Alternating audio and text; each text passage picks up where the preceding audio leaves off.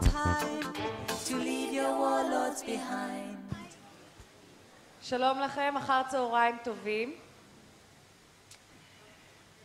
אם במחאה של הקיץ הקודם הייתה עוד תמימות ראשונית, הרי שלא ברור כיצד ייראה הקיץ הנוכחי כשהלקחים כבר הופקו.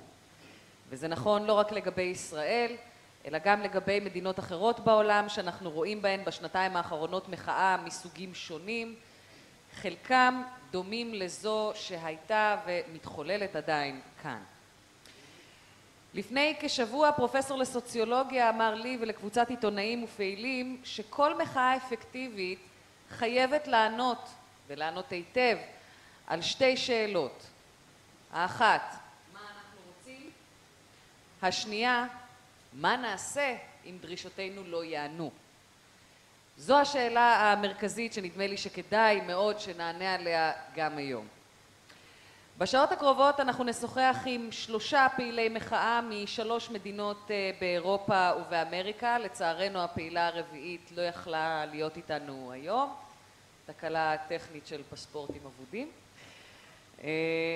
ה3 יספרו לנו גם על הפעילות שלהם וגם על אופי המחאה. אפשר לומר, כמו שמאט טרנר תיקן אותי קודם, מהפכה, מה שקורה אצלם. אתם תוכלו להציג בפניהם שאלות, גם כאן וגם מחר ביום הסדנאות שיערך בסמינר הקיבוצים. לפני שנעביר להם את רשות הדיבור, ברכות. אני רוצה להזמין את דוקטור אנגלי קטים, מנהלת נציגות קרן רוזה לוקסמבורג בישראל. בבקשה. שלום, אחרי צהריים טובים. welcome. אני שמחה שאני יכולה לברך אתכם בשם קרן רוזה לוקסמבורג ונציגותה בישראל. ובמיוחד אני רוצה לברך את האורחים לנוי סטייצקפרפמות מ3 מדינות שהגיעו אתמול, וכמו שאני למדתי בפעם הראשונה בישראל, כדי להשתתף בכנס פה. אני חושבת ששמתם לב כבר כאשר אמרתי את המשפט הראשון שלי, שעברית לא שפת האם שלי. אני מברלין, אני מנהלת משרדה של קרן רוזה לוקסמבורג 3 שנים כאן בישראל, ואני רוצה לבקש ברשותכם ולהגיד כמה מילים גם כן על הקרן ועל הפעילות שלנו במשרד של קרן רוזה לוקסמבורג בתל אביב. אז קרן רוזה לוקסמבורג הוקמה ב-1990, היא פועלת בתוך גרמניה ומחוץ לארץ, במיוחד בתחום החינוך, הפוליטי, הציבורי, ומשמשת במה לדיאלוג על ההתפתחויות החברתיות והפוליטיות של ימינו ועל אלטרנטיבות חברתיות. המשרד שלנו בישראל נפתח ב-2009, ואיפה במיוחד פה בעולם הזה בבית סוקולוב היה כנס הפתיחה שלנו במרץ 2009. ואז אנחנו ארגנו כנס בכותרת בעקבות רוזה לוקסמבורג, מורשתה של רוזה לוקסמבורג לשמאל הישראלי והגרמני. ואני באמת שמחה שהיום אנחנו יכולים, גם נמצאים פה כדי להשתתף בכנס אחר, אבל שבצורה מסוימת גם קשור. אני חושבת, לו רוזה לוקסמבורג הייתה פה היום, היא הייתה שמחה. לראות פה כל כך הרבה צעירים, אנשים שמעוניינים בנושא אחד שתמיד היה חשוב לה, הצטרפות פוליטית, דמוקרטיה וכן הלאה. אז אני חושבת שאנחנו נמצאים פה במקום הנכון. אנחנו פועלים ברוח ערכי רוזה לוקסמבורג וערכי קרן רוזה לוקסמבורג במספר תחומים למען מעורבות דמוקרטית, צדק חברתי, זכויות אדם, נגד גזענות, שנאת זרים ואנטישמיות. הקרן תומכת בתפיסות ובפרויקטים השואפים לחזק את הדמוקרטיה, להתמודד עם האתגרים החברתיים, פוליטיים, כלכליים גם כן, לקדם שיח אירופי-ישראלי ושיח גרמני-ישראלי. בנוסף, אנחנו מפיצים מידע בישראל אודות ההיסטוריה והפוליטיקה, התרבות של גרמניה, ומידע בגרמניה על המציאות הישראלית המורכבת. הכנס שהכותרת שלו פעילי כל העולם התאחדו הוכן בשיתוף פעולה הדוק בין קרן רוזה לוקסמבורג לבין המכללה החברתית-כלכלית, ואני רוצה לנצל את ההזדמנות להודות לצוות של המכללה של החברתית-כלכלית על שיתוף הפעולה היעיל והטוב.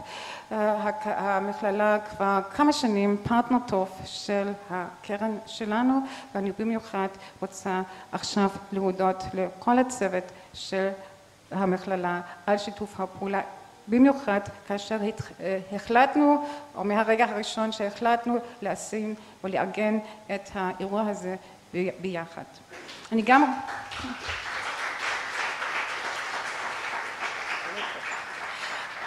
אני גם רוצה לנצל את ההזדמנות להודות לצוות שלנו, של קרן רוזה לוקסמבורג, כולם, כל הצוות, מיקה הרטמן, טריק חבשי, תמר אלמוג, ויקי קץ, המתנדבים שלנו, כולם היו חלק מהאירוע הזה מהרגע הראשון, השתתפו, הכינו, ואני חושבת כנס כזה גם אומר משהו על שיתוף פעולה של צוות במשרד אחד.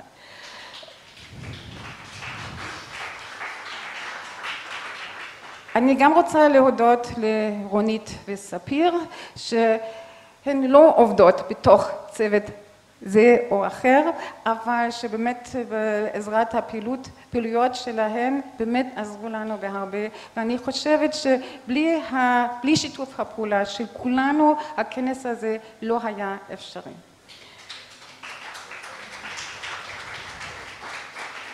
עכשיו, לפני שבוע וגם אתמול, אני דיברתי עם סטפן הסל. סטפן הסל הוא בן 95, הוא גר בפריז, בצרפת, והוא האיש המפורסם שניסח את המניפסט תסעמו. אני לא יודעת אם כולם מכירים, אבל רובם בטח פה בעולם מכירים את המניפסט החשוב הזה. אולי אפשר אפילו לקרוא לו אף תנועת המחאה החברתית שאני קראתי פעם, אבל בכל מקרה מה שלמדתי שיחת טלפון איתו, שהוא היה באמת מאוד היה רוצה לבוא לכאן להשתתף בכנס, אבל כמו שאמרתי הוא בן 95 ישראל מאוד חשובה לו, והוא אמר לי, אז באמת, אני מאחל לכם הצלחה, ומאוד חשוב מה שאתם עושים, אני לא יכול להשתתף, אבל אני אשלח לכם מסר וידאו. אז עוד מעט אנחנו נשמח לראות את המסר של סטפן הסל למשתתפי הכנס. מי הוא סטפן הסל? אולי כמה מילים על הרקע הביוגרפי שלו. למה מישהו שעכשיו בן 95, למה למישהו שעכשיו בן 95 חשוב כנס כזה? חשוב למסור מסר מסוים. סטפן הסל נולד ב-1917 בברלין. אב פרנץ בא ממשפחה יהודית. הוא היה סופר ומתרגם. ביחד עם אשתו הלן הוא עזב את גרמניה ב-1924 והם עברו לפריז. סטפן גדל בפריז ביחד עם אחיו הגדול. הוא למד שם באוניברסיטה וב-1935 הוא קיבל את האזרחות הצרפתית. בזמן מלחמת העולם השנייה הוא לחם ברסיסטנס צרפתי נגד היטלר. ב-1944 הוא נעצר על ידי הגסטאפו הגרמני והוא עבר למחנה ריכוז בוכנוולד. ההנהלה של מחנה הריכוז בוכנוולד החליטה או תכננה להוציא אותו להורג, אבל הוא הצליח לשנות את זהותו בזהות של מישהו אחר, צרפתי אחר שמת כבר, והוא הצליח לברוח ממחנה הריכוז ולהגיע לצרפת. אחרי מלחמת העולם השנייה ב-1946 סטפן הסל התחיל לעבוד כדיפלומט צרפתי, וזה באומות המאוחדות. הוא היה חבר של ועדה שהכין וכתב את ההכרזה לכל באי עולם בדבר זכויות אדם, The Universal Declaration of Human Rights. ההכרזה אומצה על ידי העצרת הכללית של האומות המאוחדות בדצמבר 1948. אני חושבת שמאוד חשוב לדעת קצת על הרקע הביוגרפי שלו, על הרסיסטנס ועל הקטע הזה של הכרזת זכויות אדם, כדי להבין אותו וכדי להבין למה זה חשוב לו, גם למסור לנו מסר של סולידריות ושלום. סטפן הסל תמיד תמך בזכויות אדם, וכדוגמה אני רוצה לספר לכם שהוא היה בין האנשים הבולטים בצרפת שתמכו בעצמאות אלג'יריה בזמן כאשר היה שם שלטון צרפתי. סטפן הסל כתב את המניפסט, תסתמו ב-2010. מה שחשוב לדעת אולי שזה מניפסט מאוד קטן, יש לי אותו פה בגרמנית, דרך אגב זה תורגם לעברית, אבל אתם יכולים למצוא אותו רק באינטרנט, לא פורסם פה בארץ, אז אולי יש לנו מה לעשות.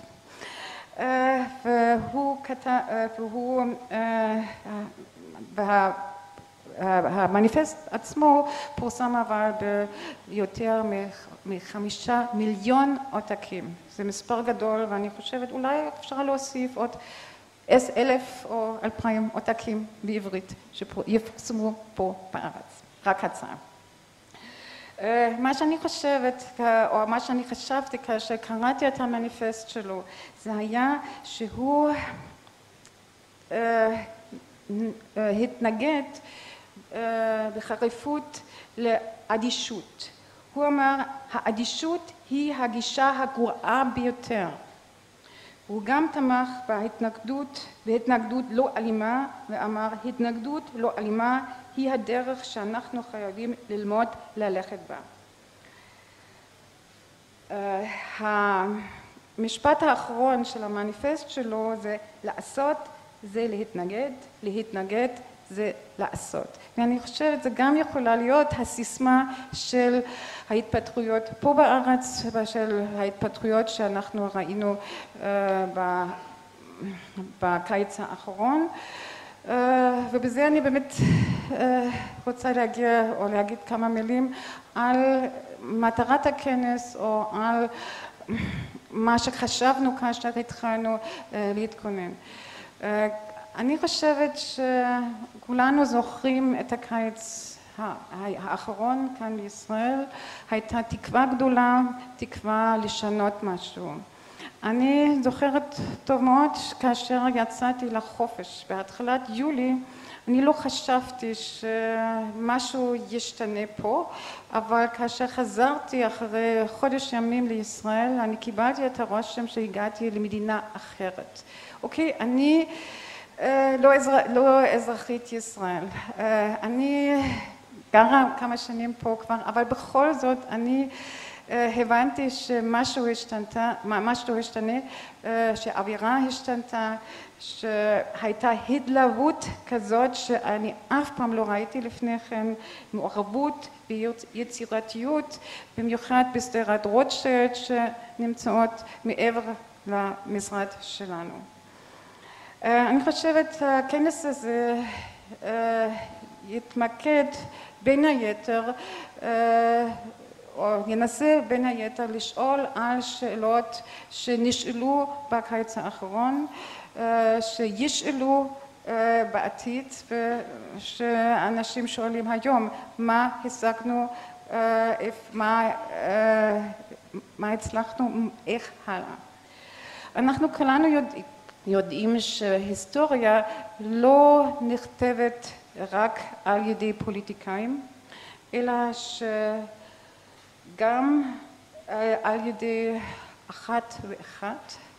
זאת אומרת שאנשים כמונו גם חותמים את חותמם על התפתחויות פוליטיות. ומחוץ להתפתחות הלאומית, ההתפתחות במדינה אחת, גם ההתפתחויות באזור, גם ההתפתחויות בזירה הבינלאומית משפיעות על התפתחות במדינה קונקרטית. בגלל זה אני חושבת, זה מאוד חשוב שיש לנו היום פה אורחים מחוץ לארץ, מספרד, מרוסיה, מארצות הברית, שגם ידברו על הניסיון שלהם, שאפשר לדבר איתם על ההתפתחויות בארצם. ואני חושבת, הדיאלוג בין פעילי ישראל לבין פעילים מחוץ לארץ, זה דבר מאוד חשוב. אני רוצה, אני מאחלת לכנס שלנו באמת הצלחה, ואני בטוחה שיהיו דיונים היום וגם מחר חשובים ומעניינים. תודה רבה.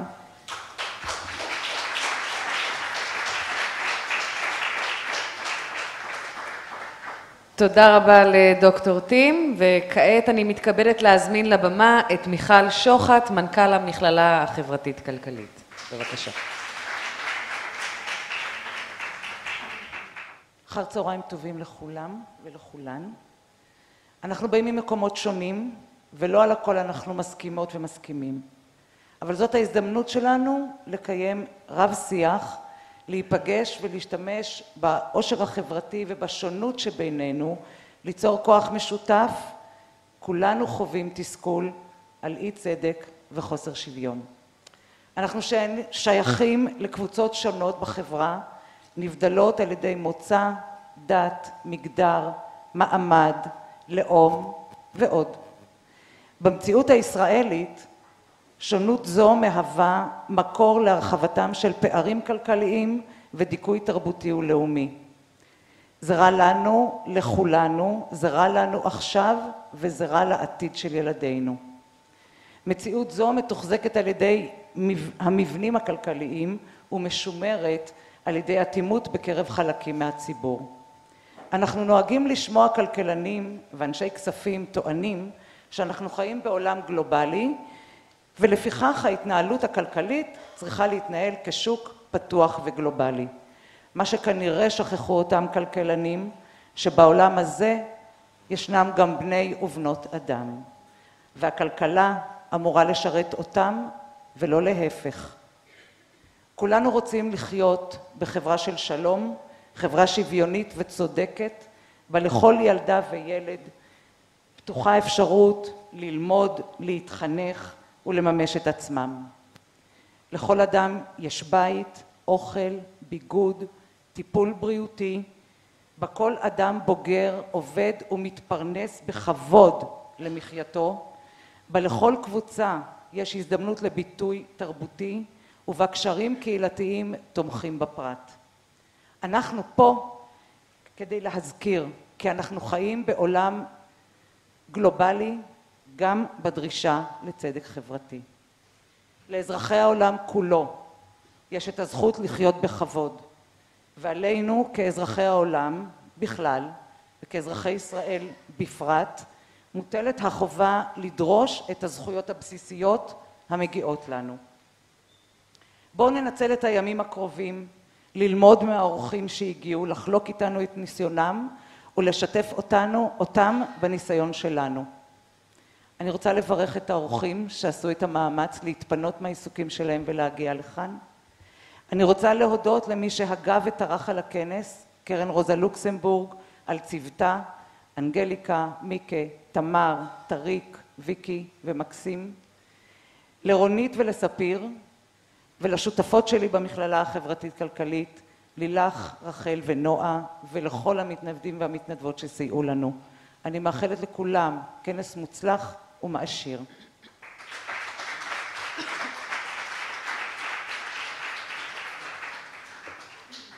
תודה רבה למיכל שוחט.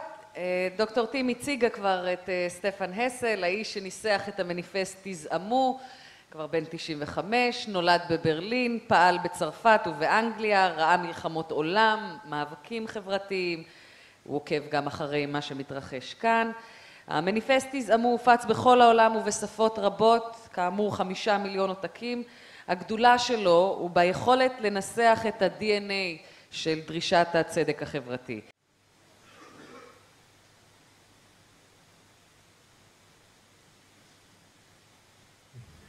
This is a message from the author of this little book.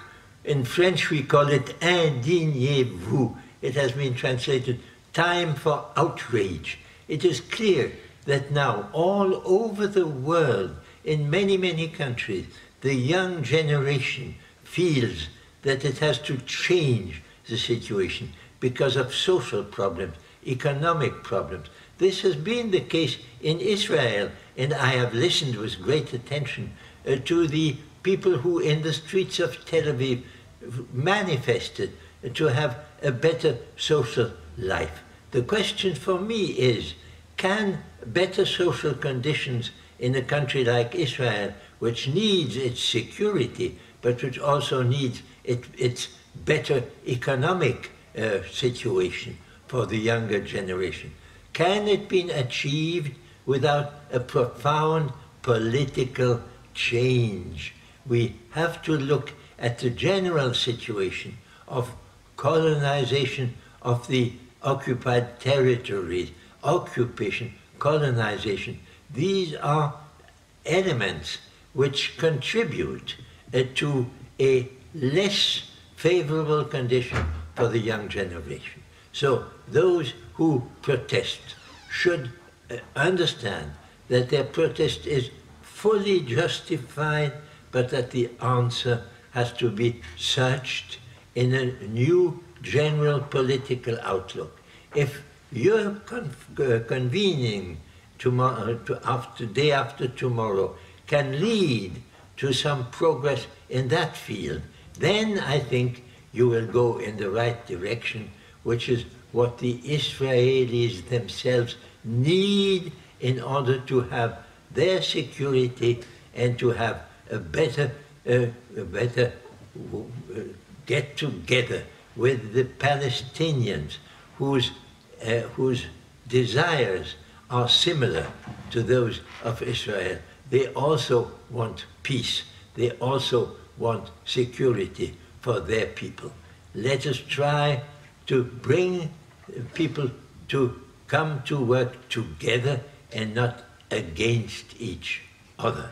So my message is hope, trust, confidence, and change in the general political outlook of your leaders.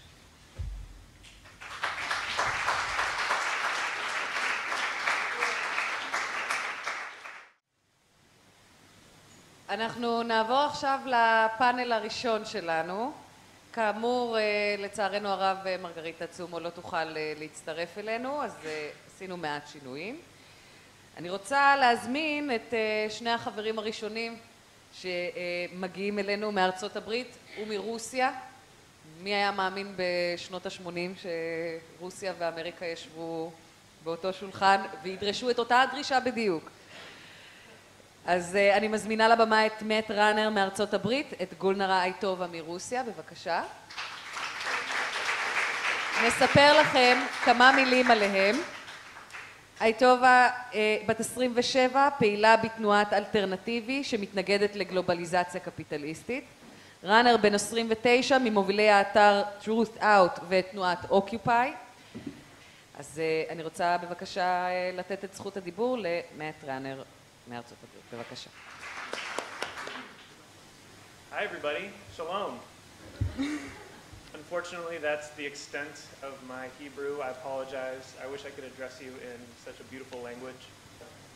Actually, first I want to thank my wonderful hosts, the amazing people of the Rosa Luxemburg Foundation, and all of the people of Israel for inviting me here and having me here. It's a deep honor, and I'm blown away already in just the first day. Is that now too loud? Because I can hear myself. No? Okay. First, I want to start by saying that I'm here just as myself, speaking for one person. With that said, I want to recognize our shared humanity, our creativity, our strength, and our shared struggle. I'm here as a human being to recognize and honor the awesomeness inside everyone here. I also want to acknowledge the lives that have been lost in the struggle for freedom and those who are in danger or who are suffering right at this very moment. May our intention and our thoughts give strength to all beings, and may our resolve honor those who have come before us. Before I begin, I also want to acknowledge my privilege as a white heterosexual man born and raised in the American Empire. I acknowledge my privilege in an effort to be aware of my own biases and to remind myself of my limited perspective. I'm here with the intention of learning as much as I possibly can from you all. I'm here to listen and am deeply honored to have this opportunity to share this space the next 2 days with you all. My goal is to connect with you and cultivate our shared consciousness, to build solidarity, and to share my love, frankly. The issues we're talking about today, I think that the wrong words are used often. So I'd like to talk more about this during the panel, but I believe what we're looking at right now is a global revolution in consciousness that has already occurred. People in the know are dissatisfied with the false separations that divide us and the undemocratic power structures of the past. The decentralized global uprisings we've been seeing across the world are the physical manifestations of this revolution that has already taken place. The message of the revolutionaries is clear. We are all brothers and sisters, and we are here to fight for justice and freedom. We struggle not for ourselves, but for each other. And we are no longer going to allow festering, gangrenous zombies to control our destinies. Instead, we will and we must shake the system. We must bang on it as loudly and as forcefully as we can.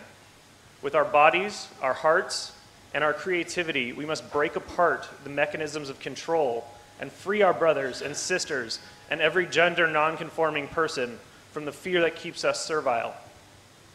Every clenched fist counts, but just as much, every open heart counts. Because our mission has 2 parts. Yes, we must confront and overwhelm the system physically and risk ourselves for each other, but we must also help give birth to the world that we all know is possible. As we rebel and cultivate dissent, we must also imagine a future that's brighter. While we work to rip down the walls that keep us penned in, we must also be building the next reality. Only with deep commitment to the motivating principles of our movement will we bring the next world into being. A little bit about my background and just what brought me to this. In preparation, I've been thinking about why I'm here, why I have been trying my best to change our society in the US and be a part of the global revolution. A switch in my brain flipped the day I watched Neda Sultan die in the streets of Tehran. It was June 20th, 2009. One short video on Facebook that I watched from my apartment in Washington, D.C. brought my whole life into focus. I'm still not sure exactly why the video changed my understanding. I think it was the look on her face as she realized what was happening, as she realized that a bullet had pierced her neck and that she was not going to survive. I think it was also her age. She looked like someone who I might have gone to high school with, or someone who I might have been friends with, or who I might have copied from while cheating on a test. After witnessing Nada's bravery in her final moments, and after seeing the bravery of all the young people who understood the risks they were taking, but stood in the street anyway, facing down the guns and the tanks and the bombs, I realized that my life is only worth something if I'm willing to risk it. No life but risk. I'm still afraid of failure, afraid of embarrassment, pain. I'm afraid of poverty, of homelessness and shame. I'm afraid of loss and death. But after the events of the past 3 years, starting with Nada, I've come to understand that this struggle is all of ours. It's a struggle that has taken many different forms throughout history, but it's a struggle that has the same root: resistance to greed, control, corruption, and power. But while this struggle has plagued humanity for almost our entire history, I believe that now we have entered a new era. Because of the power we possess at our fingertips, I believe we have the tools to do away with injustice permanently. The power to create our own media enables us to create our own culture. Our generation can and is already reinventing the world. So why, in the face of so much evidence to the contrary, am I optimistic about the odds of the global revolution? Well, frankly, I wasn't optimistic until recently. I was pretty convinced that we were all on a sinking ship headed towards planetary collapse and probably the extinction of our species. But then came the global revolution. The mind-blowing victories of the so-called Arab Spring give me my newly minted sense of optimism. By the way, I think the term Arab Spring caught on in the Western media because it reinforces a false separation between the people of the Middle East and the people of North America, Europe, Asia, and Africa, and Israel. I am blown away by the bravery and the sacrifice of the people who fought and continue to fight against their repressive regimes. I recognize their unique histories, but I do not see this as an Arab phenomenon. Instead, I recognize and honor the people who sparked and continue to lead the global revolution.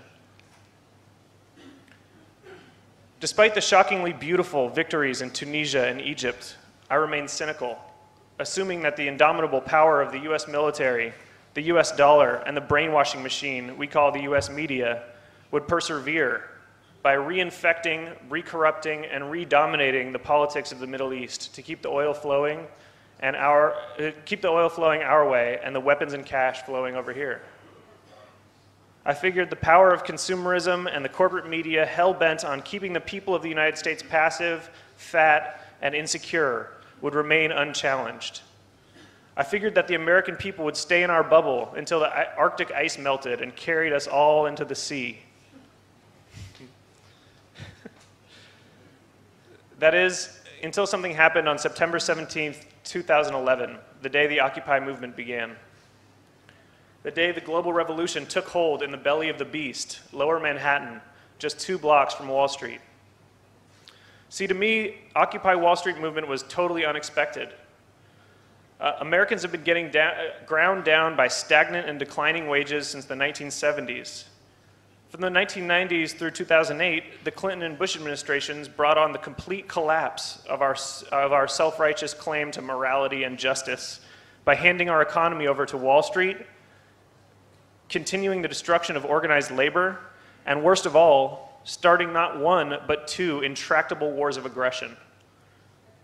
Then the economic collapse of 2008 and 2009 happened, wiping out 40% of the wealth of American families and pitching us even further into the depths of inequality on a scale not seen since feudalism. Literally, 40 families right now in the United States control more wealth than the bottom 30% combined. 40 families. in a country of over 300 million people. Then one day, 1,000 people took over a small park in Lower Manhattan. And through direct action, full democracy, and by putting their bodies on the line, fundamentally changed the narrative in the United States. The American manifestation of the global revolution, as it's known, the Occupy movement, made itself impossible to ignore, with highly visible occupations, an excellent expression of their theory. Remember, we are the 99%. That catchphrase, that small message, was one of the most important things to change in the US consciousness. And with direct actions which pointed out injustice and hypocrisy. I want to expand on that. What I mean is that the direct actions that were taken were an exercise in acting as if you are already free. So meeting in a park with 2,000 people at a time and talking about what's wrong with our society seems like something that should be allowed. And we saw the consequences, brutal police crackdowns. So by acting as if we were already free, we met despite the laws and the rules and the park closings and all that. But instead, we chose to defy that because it made sense. When laws are hypocritical or contradictory to what we believe the Constitution says, we defy them. It's not protest, it's direct action.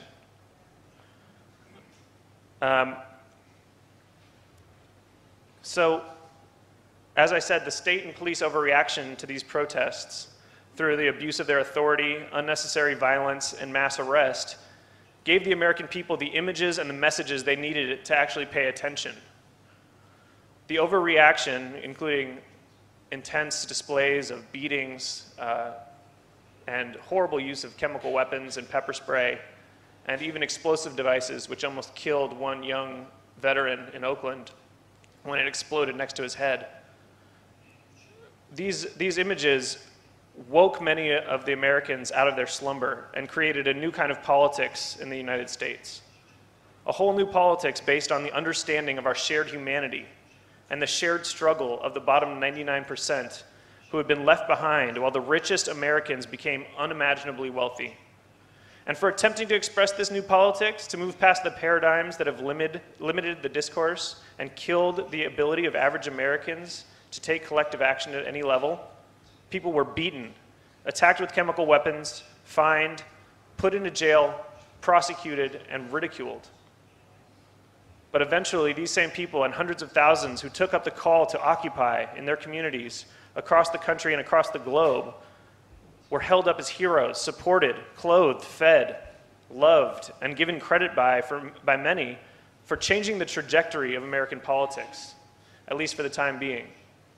Prior to Occupy, all we were talking about in America was how much we were going to cut social services. After Occupy, that question is off the table. And while that seems like a minor point to some, I couldn't have imagined that change in consciousness and that change in message even a year ago. It was just completely the opposite. We were looking at austerity, and because of the movement, we aren't at the moment. It could change.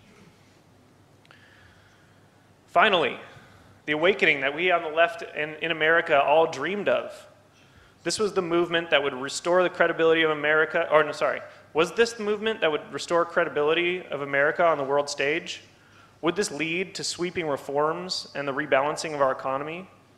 Or would this go even further and become the revolution that would nail the coffin closed on the dusty carcass of so-called free market capitalism? I think the answer to these questions remains open. The crackdown by the corporate state continues, and the corporate media revamps its brainwashing machine, churning with meaningless infotainment and propaganda. But something fundamental has shifted, and I believe it is something that is impossible to undo. Americans were confronted with the truth that was previously hidden. Together, we are the 99%. The overwhelming majority of Americans have been left behind, just one illness away from poverty, while the elite steal all of the resources and wealth. This is a truth that cannot be rehidden. And this is a truth that my organization that I work for, truthout.org, and the rest of the independent media in the US works to keep alive. While the corporate media agenda is to make money, the agenda of the independent media is social and political change. The structure and financing for independent media is somewhat fragile, but for people in the US, preserving and strengthening new media structures is vital. Real journalism holds power accountable. It takes the facts on the ground and the circumstances witnessed in communities of struggle and demands answers from those in power. This kind of journalism is almost completely absent from the corporate media in the United States. Instead, so-called journalists kiss up to power in an attempt to gain access. Corporate journalists give deference to authority of all kinds, be it police, business executives, or politicians. They actively work to limit the political discourse, to keep it within the bounds of their limited imaginations and the two-party political system. The worst among them create propaganda, literally, stoke racial hatred, and appear to be laying the groundwork for fascism. Fox News, an orgy of guns, theocracy, and race baiting, chips away at the remaining democracy in the United States. While they're the most glaring example, they are aided and abetted by all the others who treat Fox as a legitimate institution. In the US, very few people even have access to Al Jazeera. In fact, Al Jazeera was such a threat to our government, one of the first things they did when invading Iraq was to bomb it. People with the desire to find out the truth and spread the truth turned to internet journalism or to the daily one-hour broadcast of Democracy Now! Because independent reporters and opinion writers were present from the beginning and gave voices to the people involved in the Occupy movement, they were able to gain insights and access that the corporate media couldn't. Also, and most importantly, because these independent journalists were often young and poor themselves, they immediately understood the movement. When the corporate media reacted with fear, the independent media jumped in with both feet, embedding themselves into the movement and uncovering the real stories that made Occupy so compelling. In conclusion, I ask that we, the overeducated and underemployed, remember and embrace the power of journalism. Facts still matter, and our global revolution is fueled by them. We have to be brave and tell the stories as they are happening. We have to show the faces of the people who we stand with. These faces and these words are the only things that can keep this shift in global consciousness alive. Your words and your images give strength to those of us who are not with you in person. Solidarity is the only thing that can keep away the fear and can keep us walking on our converging paths towards freedom. Thank you.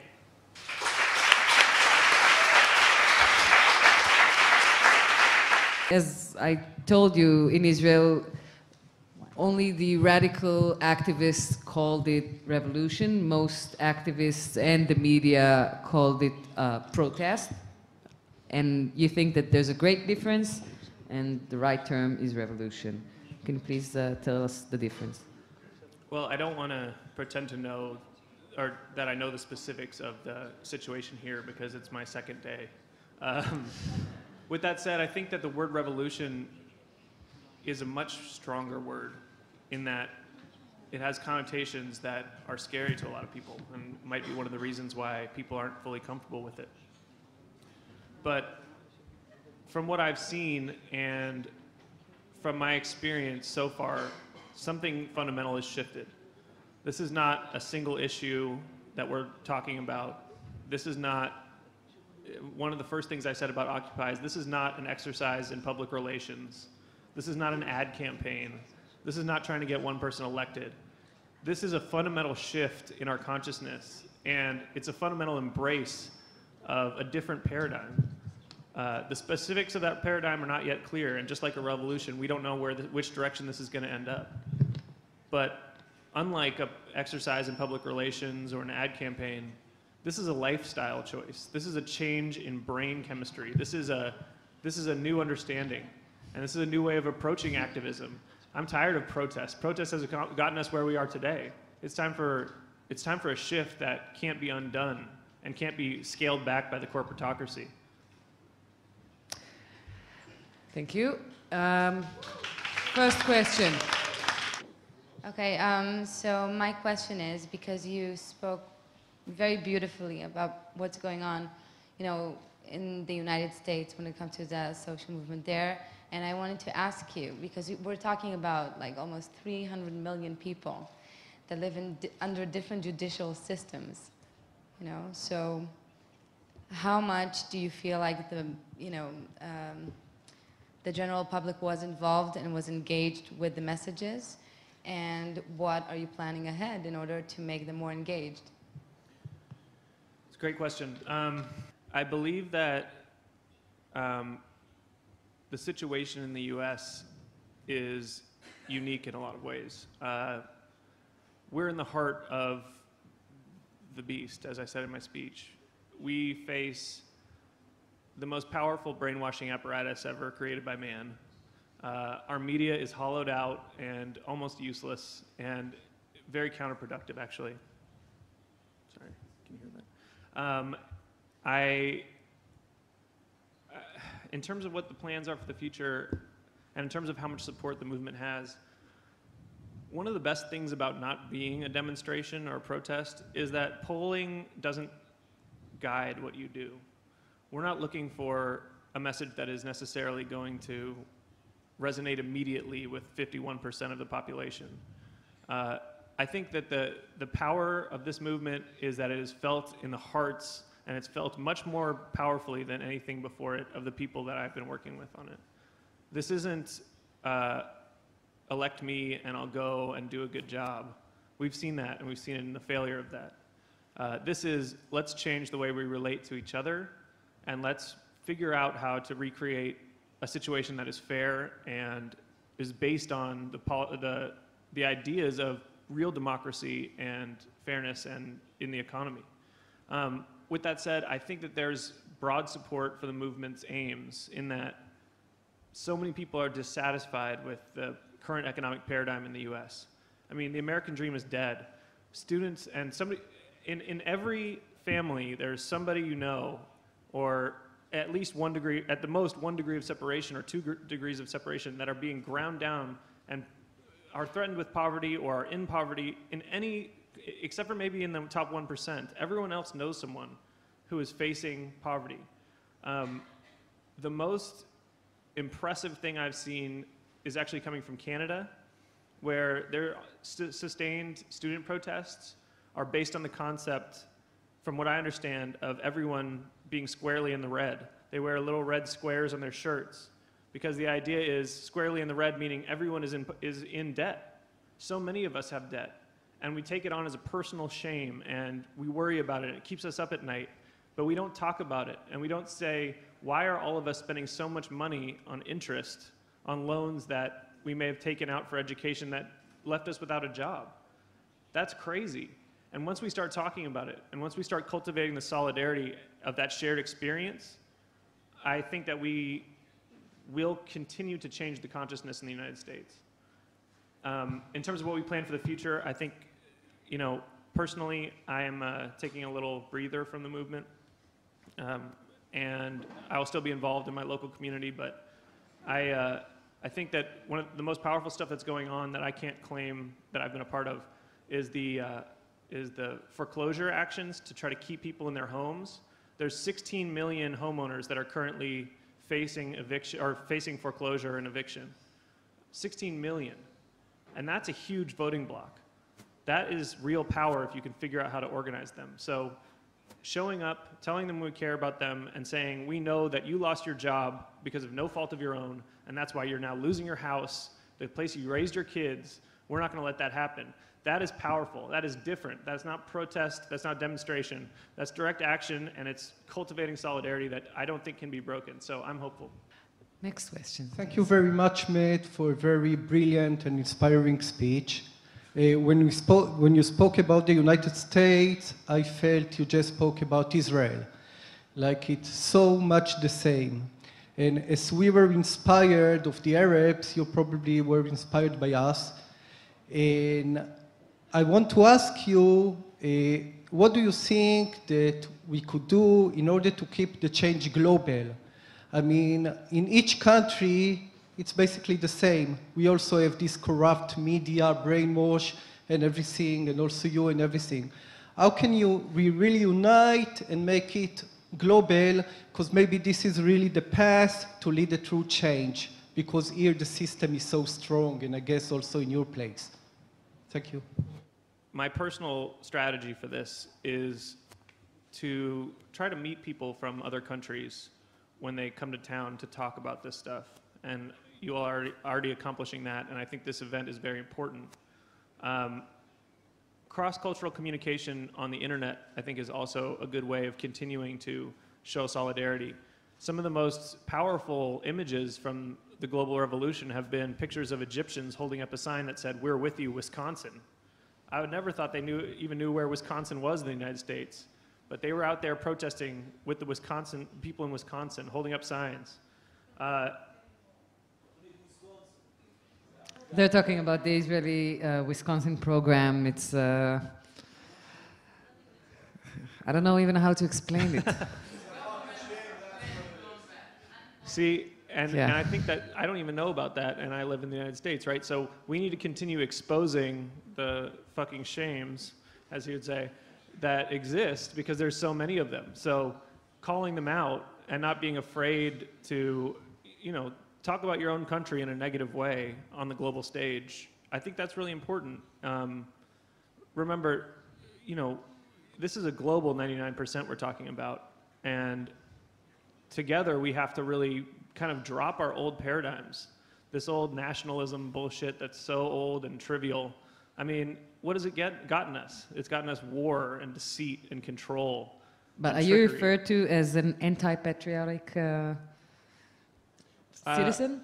Am I personally? Do I no, think I am? are you considered because in Israel when you protest, they consider you anti-Zionist or hater and stuff like that?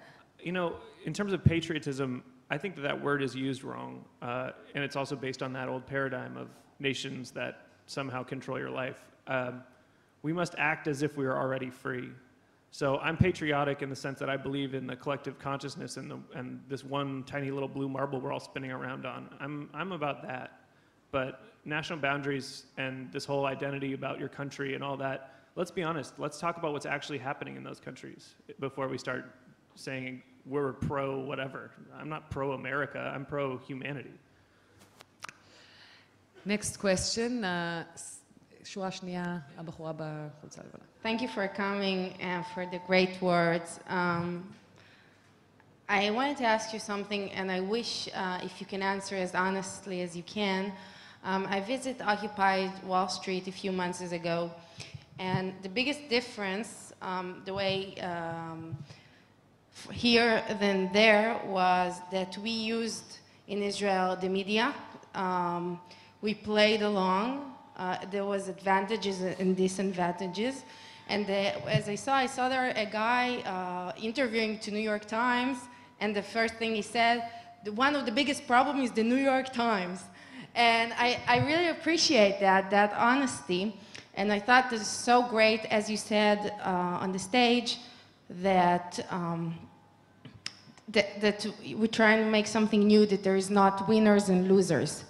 But the thing is that what we learn, and I want to know if you learned it as well, that the human factors that still exist, and you standing here right now on this stage, and there is cameras filming you, and people hear what you think, and there are a lot of friends and colleagues back home that didn't get that chance.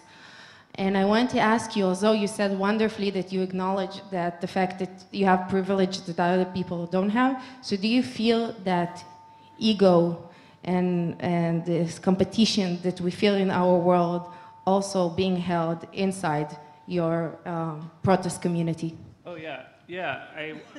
I really appreciate the question. I think that until somehow we supersede our egos, they're going to be a problem. But they're the reality we're dealing with. In terms of my privilege, one of the reasons I wanted to acknowledge it up front is exactly what you're saying, is that I don't want to claim to speak for the movement any more than I'm just one person involved in it. And like you said, I'm here and other people aren't, this will most likely be my only speaking tour. I don't plan on going other places and spreading the word. I'll continue to talk to other people, but I don't love being in front of cameras and microphones. But while I'm doing it, I hope to be as effective as possible, because the important thing is that it's not about any one person, because that one person can easily go the way of other past leaders or figures. This is changing the consciousness. This is all of us representing the values that, you know, we've agreed on, that we need to start working for a better paradigm. And like you said, that paradigm doesn't exist yet. We don't know what it is. And frankly, the solutions of the past, they're not strong enough, and they're not successful. So figuring out what the right next solution is key, and it's a long way off. One last question before we move to Golnara Itova. I would love to hear from you about the two political system. You have an election in a few months, so what is the challenge for the movement about the elections, and do you want to challenge the two political system, two-party system in the US? So the big question. Let me start by saying that there is a very large percentage of people inside the Occupy movement in the US who were formerly campaigners for Barack Obama.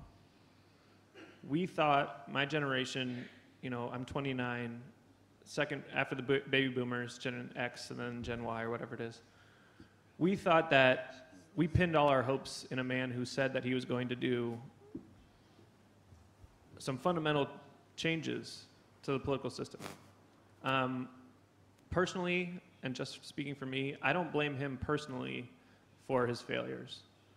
I think that what we've seen, and one of the biggest motivators of the movement, has been watching the corruption of another president. We thought that Bush was the worst thing that ever happened to America, and he probably was. But the inability to start reversing some of that damage and to continue some of the same policies, especially on, you know, assassinations and international policy that has been tragic, is what fed a lot of the energy for the movement. So in terms of the upcoming election, it's hard to say. Would I prefer that Barack Obama won? Yes. Would a Mitt Romney presidency be devastating to the country? Yes. But I think the second term of the Obama administration will continue to be gridlock at the best. And in terms of turning into another party or participating in the current system, I think it remains an open question. There are many people, I can only speak for myself, but there are many people in the movement that don't like that idea at all. I think that it's possible there might be an angle there, but I think that fundamentally we need a complete revolution, not let's participate in a broken system. Let's tear this whole thing down and maybe then start a political party. Matt, thank you very much for now. Miss Golnara Itova, can you please take the stand? כמו שאמרתי קודם, גולנרה איטובה מגיעה מרוסיה, בת 27. כמו, אגב, כל המשתתפים שלנו בכנס הזה, הגילאים די דומים, ההשכלה, המקצוע, המאפיינים מאוד דומים, גם הדרישות. מיס גולנרה, פליז. Microsoft. I'm sorry.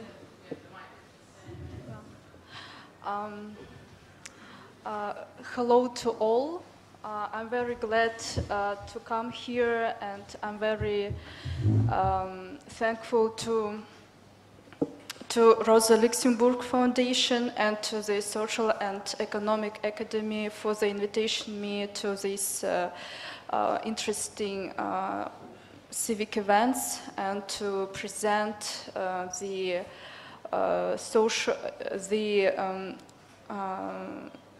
information and the presentation about the situation with the social protest and movement in Russia.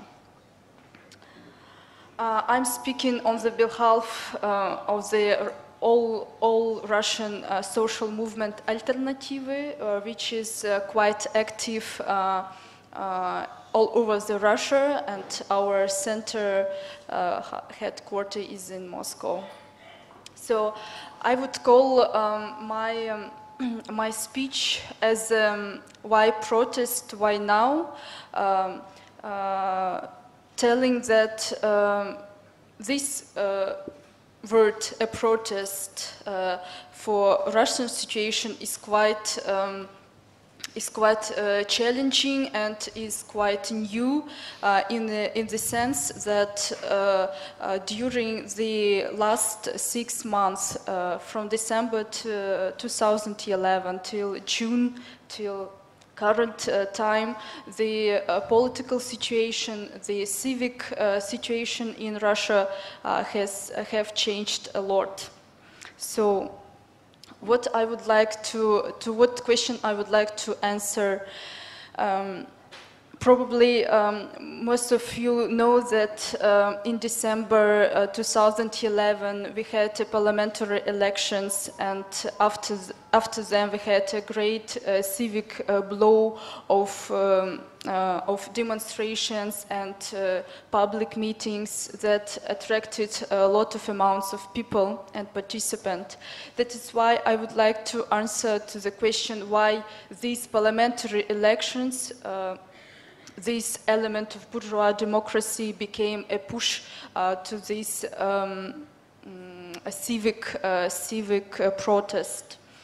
And also I want to tackle the question, who are the main participants, who are the main subjects and actors of this protest movement, and to differentiate the different stages of the protest movement during this half a year, and to show contradictions and perspective that I think will be interesting as analysis that can show you their core problems. Parliamentary elections on the 4th December of 2011 became a quite strong reason for the sleeping Russian society. Why I call it sleeping? Because for the last 2 decades, our society faced quite indifferent attitudes to the politics, to the political situation and problems that we had this time, except maybe 2005, when a lot of people took to the streets in Moscow against the antisocial reform of pension system. I think the parliamentary elections became a reason of the great protests all over the Russia, because again we tackled the falsifications of the parliamentary results, the dominance in the election campaign of the pro-Putin and pro-ruling party United Russia. But I should say that before, in 2007, and even before, we had the same faked result. We had the same injustice in the participation in the electoral campaign before the election. But what has changed? I think the main purpose and the main background reason of the protest that began in December 2011 were the antisocial, anti-democratic policy of the government during the world financial crisis in 2008 and in 2010. During these years, we had a great level of socio-economical injustice. The increase of the social inequality in the country and a great disbalance in the representing of social interest in the government and in the parliament. So we had the first wave of protest movement that lasted during 4 months. The first protest movement began on 10th and 24th of December. They started in Moscow and were spreading all over Russia. The second very big demonstrations we had in February and also on the presidential elections in March, before and later. So in December, protest actions gathered from 50,000 till 100,000 people in Moscow, and around from 1,000 till 3,000 persons in 100 Russian city. So it was great civic blow all over Russia. Here you can see a map of the protest that we had in December 2011. So as you see, it covered more than 100 cities all over Russia. This is Moscow on. This is the end of the demonstration that we had in Moscow in December. This is the biggest protest in Moscow, also in the prospect of Sakharova. It became like a symbol of the protest movement and protest movement of today. It is December 2011. I would say main slogans in this civic protest became "We are for fair elections." This is the main slogans, and "Go away power of seas and rocks." So people started to understand that the social property, the government, the social property is privatized, not in the interest of regular people. So this is the protests that we have in February. They were like anti-governmental and pro-governmental. They were quite contradictory. They also were for fair elections. Why I call it the wave number 1 of the civic protest? Because it was a blow of the discontent with the existing state of affairs in all spheres of life. Main features is that the organizers, like the main actors who gathered people through internet, social contacts, were liberal organizers, I would say anti-governmental but pro-capitalist leaders. And at the same time, in this organization, in the organizations of the protest movement, took very active part the left movements, left front. It is alternative left political organization, alternative to the Communist Party in Russia, that also take part in this protest. The problem that faced this first wave of civic protests was that in every demonstration, people took to the street with the same slogans. We are for the fair elections. We are against Putin. But there is a great question whether these demands for fair elections were really background of their discontent. I tried to answer to this question. Protests in Russia, May and June, that started in May, I would call the second wave of protests. They are called March of Millions for Fair Elections again. took place just before the inauguration of Vladimir Putin on the 6th of May. Main features of this demonstration was that this was the second high blow of citizens' activity, and the most largest protest, and that gathered around 100 participants, and I would say most cruel, because participants faced great physical violence on the behalf of police. This is, you can see the resistance between demonstrators and and police on the 6th of May. Yeah. This is cruelness.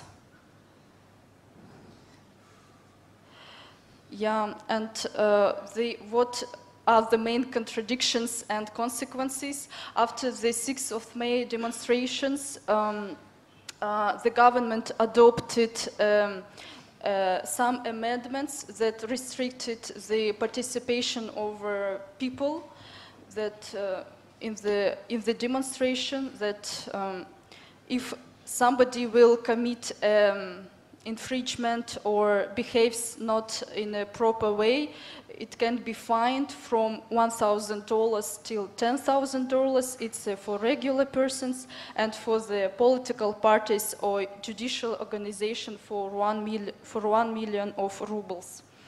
And after this demonstration, a lot of organizers were under criminal prosecuting on the behalf of the state, and it became evident that all protest slogan for fair election clearly showed its limits. So people, in fact, taken to the streets with the slogan for fair elections, in fact, faced a failure, because this demand is not the real demand of the demonstrations. And but I would say progressive sides of this protest that started in May became grown citizen activities, and we at last started to join to the world Occupy movement, when in Moscow it was organized public discussions between youth and writers, artists, and we call it Occupy Abay. Abay, it is a monument for the Kazakh poet and writer at the center of Moscow. And this is Occupy Abay movement. If you see people just gathering for discussion and for knowing each other and thinking what we should do ahead. As you see, this on the first row, this is Occupy Abay movement, and this is the demonstration, peaceful demonstration of writers and artists in Moscow. And the second March of Millions that was on the 12th of June, just less than 2 weeks ago, it showed that the protest movement in Russia has divided itself. It has divided itself in different separate interest group. It's not only one big crowd of people who is discontent with the situation, but different social strata. And as earlier, the main organizers became the pro-wing, pro-capitalist leaders, but they were hissed by public. Here you can see the column of school, universities, and academic research institutes against the antisocial law number 83. On the demonstration on the 12th of June. Next, this is left revolution. The main slogans is "Revolution will be red," "All power to the Soviets," and "No to the entrance into World Trade Organization." This is liberal or pro-capitalist, I would say, pro-capitalist movement for fair power, Russia ahead without Putin. So this is their main slogans, but they reject completely to take to the street with the slogans for social rights, for free education and medicine. They don't accept at all. This is sex minorities columns. They took to the street with the slogans "Democracy for all" and "We are destroyed equally." And other participants that I could not find pictures were anarchist and nationalist. Main conclusions that I can make is that without social slogans and without self-organization from below, protest in Russia will be limited with Moscow. As we know, as I said, in the first wave of protests, we have all over the Russian movement, protest movement. But now, in May, in June, now it's limited with Moscow. Although it is very great, around 70 and 100,000 of people, it's not little. It can paralyze the city and so on. But it is a capital. It is only one city, and it's not enough for more radical transformation around the country. Neoliberal organizers do not meet demands of poor Russian province. Those organizers who took to the street to say we are for fair elections, we are for Russia without Putin, in fact, they demand just the change or a little change of the political system, but without changing this oligarch, bureaucratic, capitalist system that we have. They just want Russia without Putin, but Putin is only a symbol, but not a reason of this situation that we have now. Left should stop to play a game with right-wing anti-governmental establishment. It means that left groups should not go into organizational committee with right-wing and pro-capitalist leaders.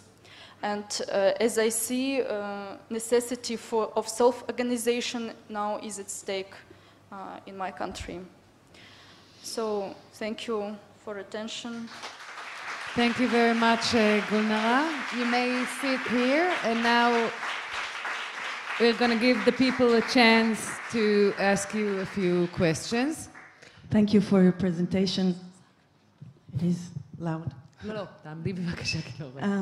I have two questions. One is about the police violence, and second about division or cohesion in the protest movement in Russia. While I was witnessing police violence here and in different countries, I felt a growing fear about police violence getting worse with the protest movement getting stronger. Do you feel there is such a threat in Russia? That is the first question. And the second is, I think Russian society is very different from Israeli society. Israeli society is based on Russian society.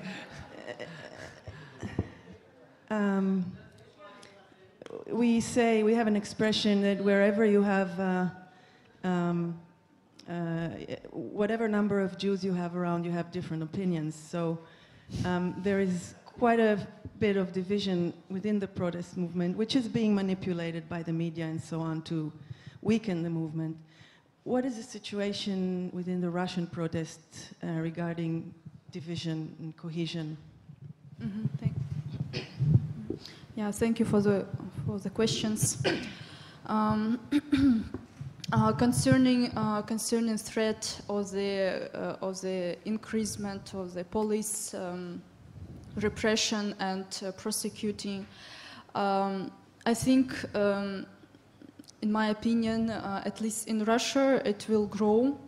because during the first wave of the civic protests that we have from December 2011 till March 2012, the demonstrations were quite peaceful, and they did not face power attack or power response, police response. It was evident because itself government does not want to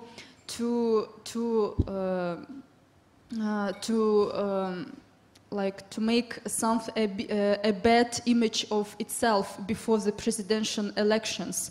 Who would choose Putin if he will make police repression in the streets before elections? It was evident. It was a very careful, rational game. But after the elections in March 2000, just 3 months ago, on May, we had an incredible physical violence against participants and regular people who just took to the street to say no to this power, to say no to the Putin and his campaign who destroy Russia. And also we had, after this demonstration, we had the adoption of the amendments to the law on the public meetings and demonstrations that restricted the participation of people, that they can be fined. What is conclusion and out of this situation can be that irrespective of this police resistance, irrespective of the cruel and anti-democratic and reactionary law that United Russia, party adopted during 1 month, on the 12th of June, again, people and people who live in Moscow, in a largest city in Russia, they took to the street, irrespective of they know that they can be under this repression again. And I think in their minds already they have something different. They understood that this machine, state machine, and this police is another part of the society, this opposite part that is not a friend, and you can't just stay at home knowing that something will change in the future. And I think the protest movement will grow. And concerning the second question, and division and cohesion in this demonstration, and the role of mass media, I would say at the moment the mass media play for the interest of the liberal and right-wing leaders of the protest movement. They want democracy, they want freedom, but they don't want social justice and social equality. They don't want to destabilize this pro-oligarch and pro-capitalist system. Maybe they want to take out bureaucracy, but they don't want to shake this bourgeois system that we have at the moment. So on, and mass media, they do their work for the liberal leaders. But I think left groups make too much as well, because they try to develop another vision of this protest, that Russia needs not only the reform of political system, Russia needs social justice, Russia needs the destroy of this system of social inequality and commercialization of education, medicine, and so on. So I think even we are not so strong, left part, but the future will be for us, because it's the world movement, not only in Russia. Yeah, thank you. שאלה הבאה, למה? הצלם? אוקיי, בבקשה. She said that I'm only the photographer, so to none of you, to those people who doesn't know me, I'm Ilya, and I'm the Occupy Israel, broadcasting live all of the stuff that happens here since September, something like that. So how you doing? I'm not only the cameraman. I know. Anyhow, I just wanted to ask that really amazing girl over there, aren't you afraid to be here? I mean, news in Israel spread fast, all the way to there. And I mean, if you hit in a court, so aren't you afraid of him, of Putin? It's also time to say that Lieberman, our foreign minister, is, yeah, right. He's a pro-Putin. He doesn't support the protest in Russia, of course. So that's my first question, если вам не страшно. And the second question, yeah, I had to put something in Russian. And the second question is, do you think it's time, or do you feel that the folks back at your home, are they ready to burn something, or I don't know, to make some riots? You know, y'all laughing, but it's not funny question, because we all peaceful, and I see the things that you are saying, which are totally the same like here in Israel, and the things that you've been said. It's the same, it's the mirror, it's the same, but I'm asking, are we going to burn, or are we going to be left-wingers, peaceful, righteous, Mahatma Gandhi stuff, and in 80 years we'll see some peace? I'm laughing because you ruined my question, because that was my question for the next panel. Дорогая дама, вы меня извините. Yeah. Thank you. I'm personally, I'm not afraid of the regime, because to this extent that you are afraid, first you should not come here, so you should be responsible for your own actions at first, and I think those people who take to the street and the main protest organizers, they understand that we face the time when you can't live further without changes, and to be afraid, it means to agree with the status quo, and to be further poor, to be further uneducated, to be further, I don't know what else. So this is the reason that we are not afraid, and I'm personally. And concerning your next questions about non-violence, and I feel that, and I hope, at least I hope for my own country and for the world movement, that it will be peaceful. At least it's quite difficult to be peaceful.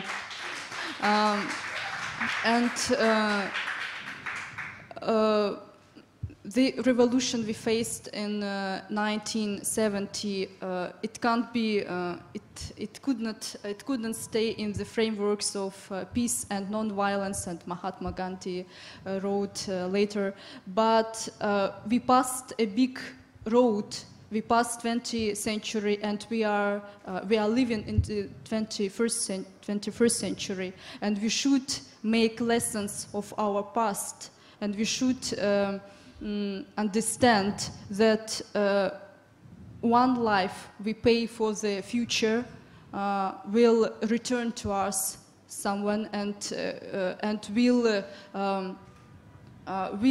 decrease our achievement.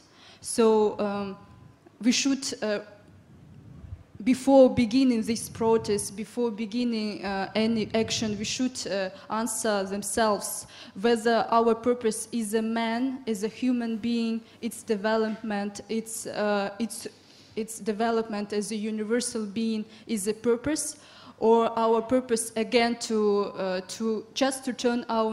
turn economy into another way, or something else, something big ideas that we can't understand themselves. So I think our movement will be peaceful. I hope. Matt, you wanted to answer that question as well? Yeah, this is a fundamental question, and I appreciate you raising it because it's, you know, on everyone's mind is how do we make change? And at Occupy Wall Street, they've the movement has adopted what's called a diversity of tactics. I can only speak for myself, and I believe that the most effective way to make change is through peace, peaceful means. But that's only because, you know, we're fighting a system that has the power to destroy the entire world hundreds of times over. And I think it was Mahatma Gandhi, I might be misremembering, who said, you know, if we had had the guns, we would have used them. But that was definitely not the tool we had to our advantage. We had people, and we had bravery in a different way. And what brings me to that conclusion, and against all my kind of urges to strike out and hit something, because that's what you want to do. It's so frustrating to see people suffering. What we've maintained together as a global revolution is the peaceful progress. And because of that, it is a lot easier to get on board for other countries to join in. As my friend said, the violence is a tool of the 1%. That's what they have. That's what they're good at. And that's what they want. They would love it if they could come in and shoot back at us or something and destroy the whole movement and take people off the battlefield. But if you continue to save the moral high ground, you know, we are unstoppable, and another paradigm and another world is possible, as the chant goes. So, thank you. שאלה אחרונה לפני שאנחנו יוצאים להפסקה, בבקשה, הנה המיקרופון מגיע אלייך. To Altova, please. So, thank you very much for your very interesting lecture. I wanted to ask you about the middle class.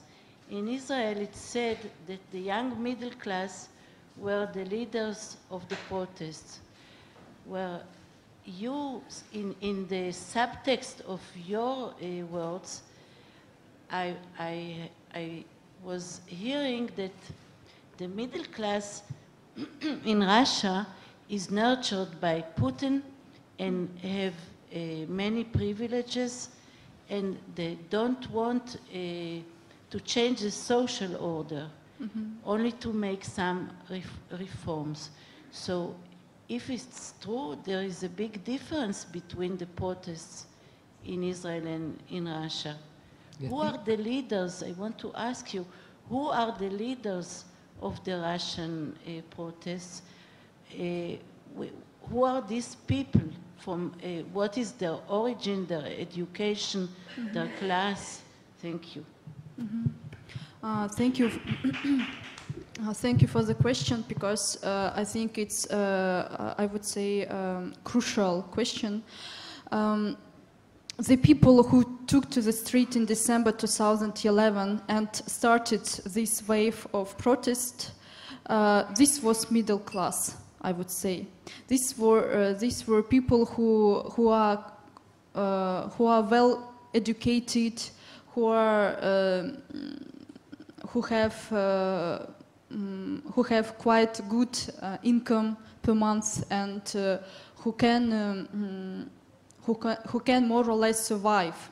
And this was liberal, anti-Putin leaders who appealed for them and who gathered them to take to the street and to express their discontent with the Putin political system. I mean, political system that established by Putin regime.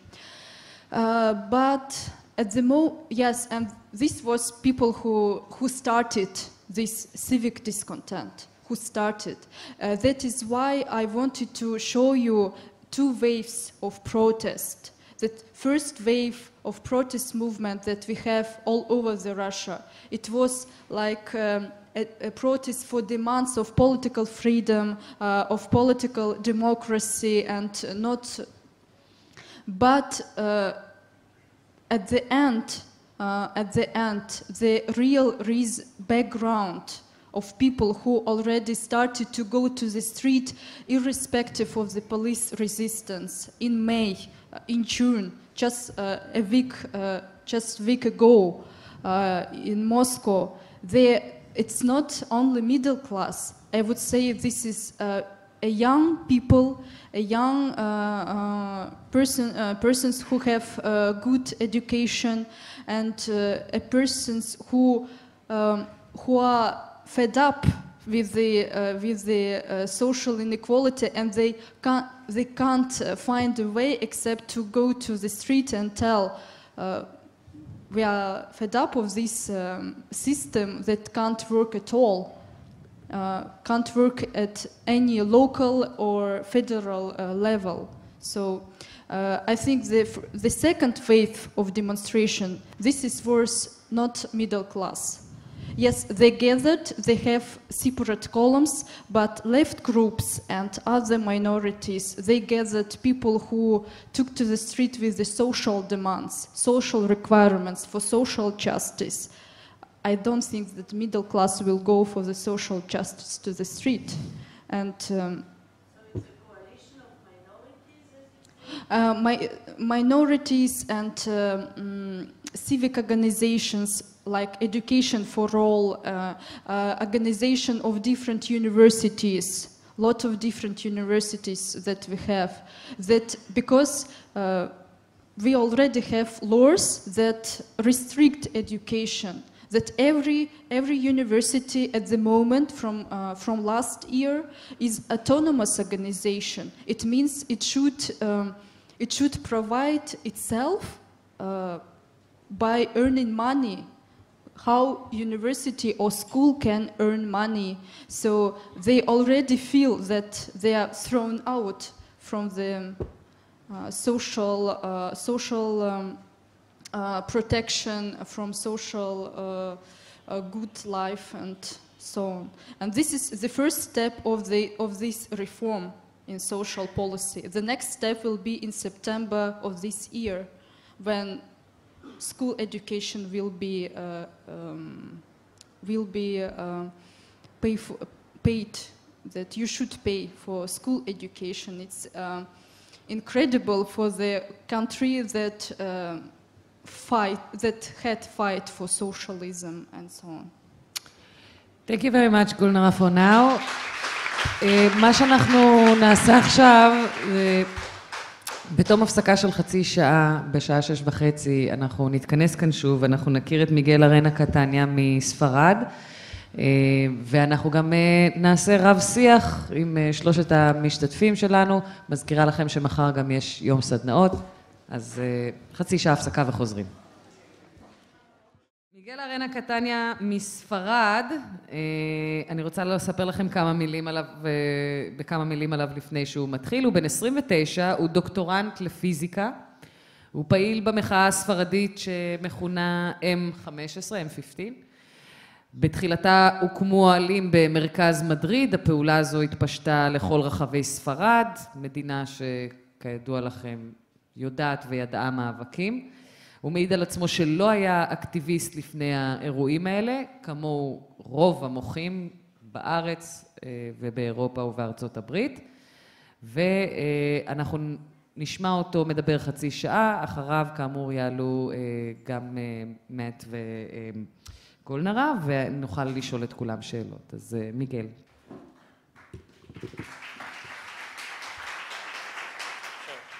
Thank you very much.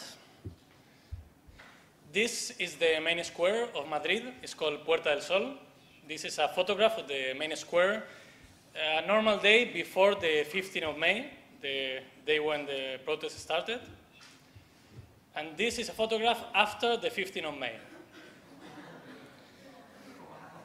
And this is why I'm here. I'm going to try to explain you the unique event that happened. The thing is, it's a really complex event, a lot of things happen in action, ideas, way to see what happened, things that happened before. The schema of what happened and the connection could be something like this. So it's really a mess. So I would try to choose some of the ideas I would try to show some flashes of things that were happening before and some thoughts of myself and also from some friends and people much more intelligent than me that taking their ideas. And let's see if at the end of the talk we can figure out some idea of what the 15M is, what is common to all these things. Okay. So before the 15M were a lot of things happening that are connected also to the 15M. One thing, for example, is WikiLeaks. This new idea that now we are the media. We don't need to trust in corporation, newspaper, whatever. We are everywhere because we are this idea, we are the 99%, so we are everywhere in all the corporation, all the positions. So we have all the information and we can leak it anonymously and know the truth. That was something very important and something very new. Anonymous, a new movement that appeared, hundreds of people, thousands of people connected through the internet without no face, no leadership, as people acting together, knowing that their strength is to be a lot of people and fighting for things, taking down web pages from the CIA, from Visa, from MasterCard, from corporations, also fighting for WikiLeaks, connected to the movement. And also a movement that jumped to the real world, these people who start appearing in the demonstration with the anonymous mask, something really new, something really different from all demonstration. It was with the anonymous flag, it was not anymore a banner of we want a better salary or something like this. It was something new happening connected to this internet world. Of course, the Iceland revolution, something that was quite unexpected for us. A quite wealthy country like Iceland then goes bankrupt, and the people go out to the street, they take out the government, they rewrite the constitution, they put some bankers in jail, something totally inspiring and something that we wanted to repeat, follow. And of course the Arab Spring, that was something totally amazing for us. All these countries, they are rising one day after each other, one new country, something that we are used to in probably in all countries in Europe to look down a little bit like the Arab countries, like these people. And then they were surprising us, doing real revolution, changing the system, something that was totally unexpected. And not just one country with some special situation. It was all of them, totally inspiring. And it was also very important because we were watching the revolution as it were happening. We were following the live stream, the Twitter, following the real information from the people of the squares, and it gave us a lot of ideas, a lot of hope, things that we wanted to repeat. But of course, we always thought, well, maybe this happens only in Africa, in some kind of country with really hard political system. Flash mobs, that's also another thing, people who are connecting through internet and doing actions, doing new kind of ways of protest. For example, this is the name is Flow 6x8. That it's a group of flamenco dancers. They dance flamenco, and then they go to the banks and dance some anti-bank flamenco with some beautiful lyrics. And this is much, much powerful than many of the demonstrations. It goes to all media. The people love it, and it helps a lot of people to think about it. And the attacks of 11M of 2004, in 2004 we have a terrorist attack in Spain. This is in Atocha, in Madrid, from an Arabic terrorist group, something connected to Al-Qaeda or something like this. A lot of people died. It was horrible. But the thing is, there was going to be elections in 4 days or something like this. And since the government in power at that moment was the same government who put Spain into Iraq war, even when the vast majority of Spain said, no, we don't want to go to Iraq war, it was a little bit fault of this government. That happened because we were into the war and as a consequence. And the government, from the first day, starts saying that it was not Al-Qaeda or something related, it was ETA, that is the terrorist in Spain. It was ETA, repeating. And in the second day, all the newspapers from all over the world, they said, well, this is not ETA, it's clearly something different, it's probably Al-Qaeda or something like this. And the government didn't want to say that because they were facing the elections. It was problematic for them. And just the day before the elections, in Spain, it's not legal to have any kind of demonstration the day before election. It's what they call the thinking day. Totally stupid.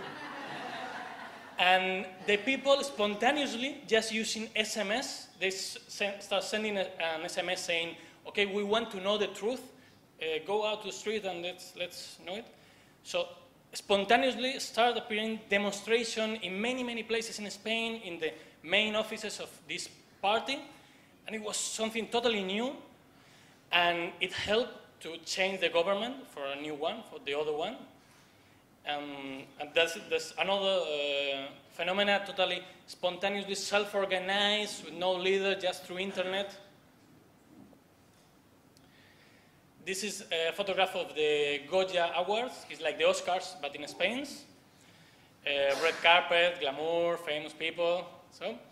But the problem is that government at that moment is a government who tried to make a censorship law on internet.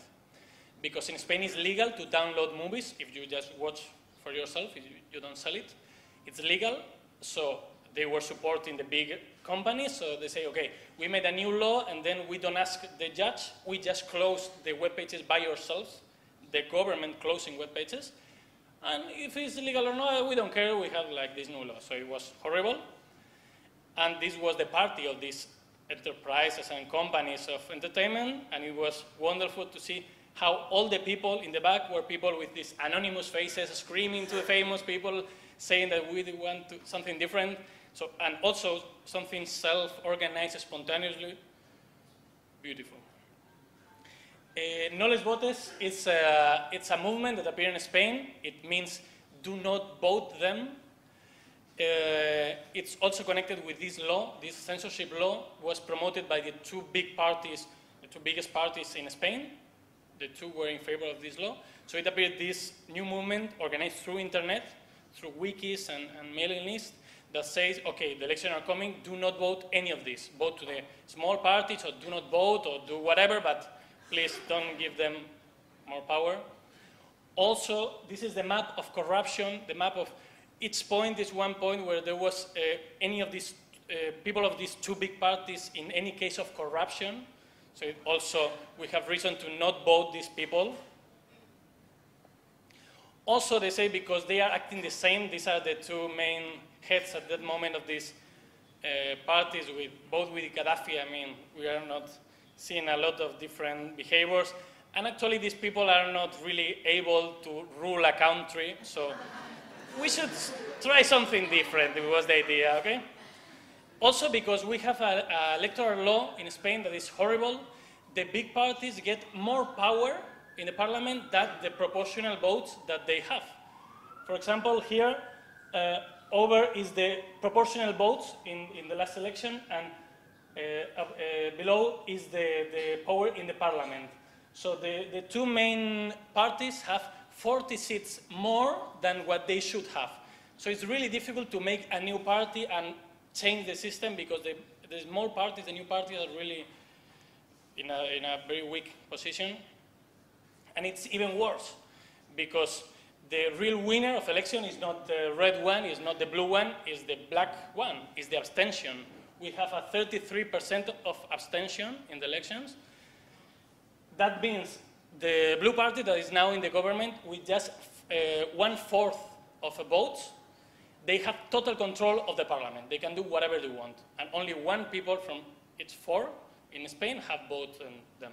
So it's a really horrible situation. So that's also a reason to do not vote these parties. In that situation, 15th of May, there was call for a demonstration for some people also organized through internet, not any organization, with the motto, real democracy now. We are not goods in the hands of politicians and bankers.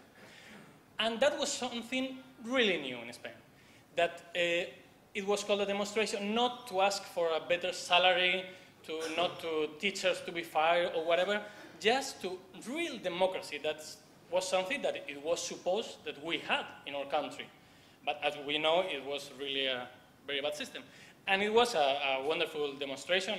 A lot of people, I think it was like 100,000, but in whole country. It was in many cities. And after the demonstration, some people, a small minority, said, okay, we go always to the street, we demonstrate, and nothing happens. Nothing changed. We have to do something new. And there was going to be elections in 1 week or 4 days or something like this. So they said, these people, okay, why don't we stay in the square and we camp till the day of the election? We do something new. And they thought it was a wonderful idea. So they camped this night. From the first moment, the people start tweeting and sending messages through the social networks and internet. A lot of people hear about it. So the next day came a lot of people more. There were maybe 1,000, something like this. And like 300 stay sleeping the second night in the square. In the main square of the city, where it's quite a special place. And that night, the city evicted the camp in a quite violent way, and the people reacted from total non-violence, peacefully trying to resist, but they were evicted, of course, because the police were a lot. But the people said, okay, we are going back, we are evicted, but we don't care, we're going back to the square tonight at 8, and we are going to camp again. And they sent a message through all the social network, please join us, come to the square with us. We were just 300, but we can be a lot. At that night, at 8, we were a lot. And that was the turn of the thing. That now we have power, we can change things. So you could feel really that something new was happening, and we had a lot of energy and people who wanted to join. Especially also because they felt that there was something new happening and this non-violent movement, anybody can join and can be something different. So we said, let's camp, let's build a real camp now. A lot of people slept that night on the square, and then a city was born. And that was something totally unique. And a whole city inside of the city, in the main square of the capital of the country.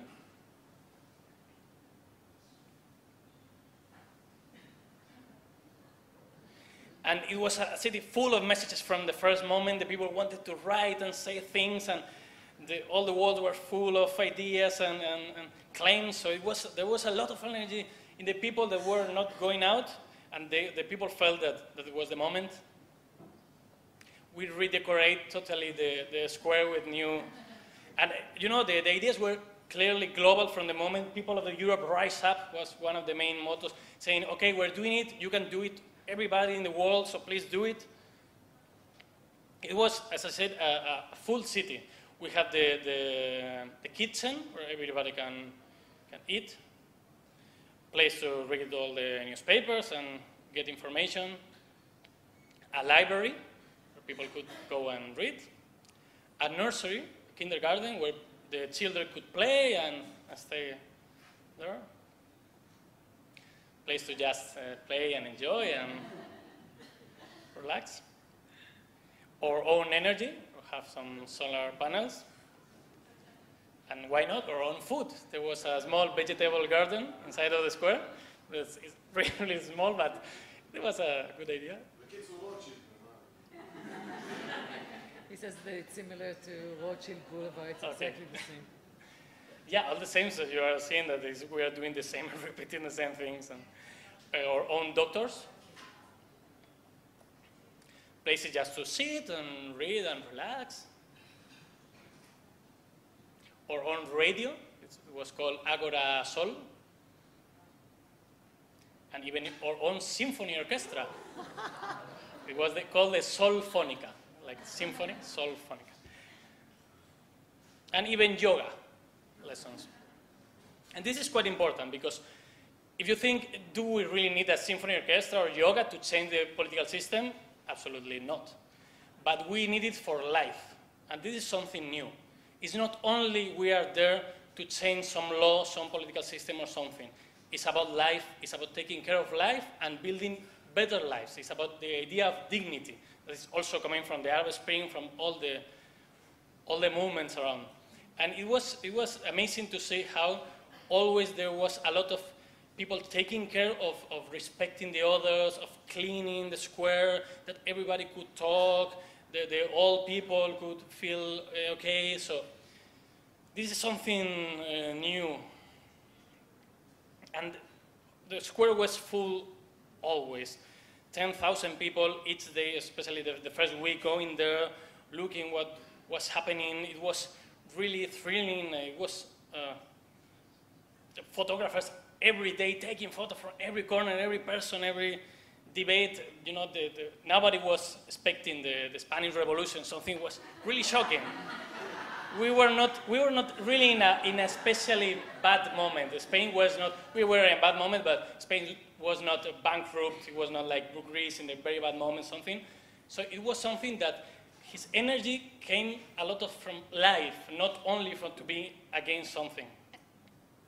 As some commemorative plaque somebody put, we were sleeping, we woke up. And I don't know if it was an awakening, I don't really like this word, but it was that we discovered that we were not alone. Before of this, we were alone in our houses thinking, okay, I only miss thinking that kind of things. How can I change things? How can I do something? And then we discovered we all were thinking the same. We wanted to change the same things. The common sense was really extended. So that was something really impressive for all of us. And this is the most important thing. As we build this new city inside of a city, spontaneously the people who came to watch what's happening, they make circles and they start talking. They start talking about politics, about the situation. It was just something spontaneous. Normal people who go in there and then start to talk. And it was the first talks, real talks about politics that we had in really a lot of years.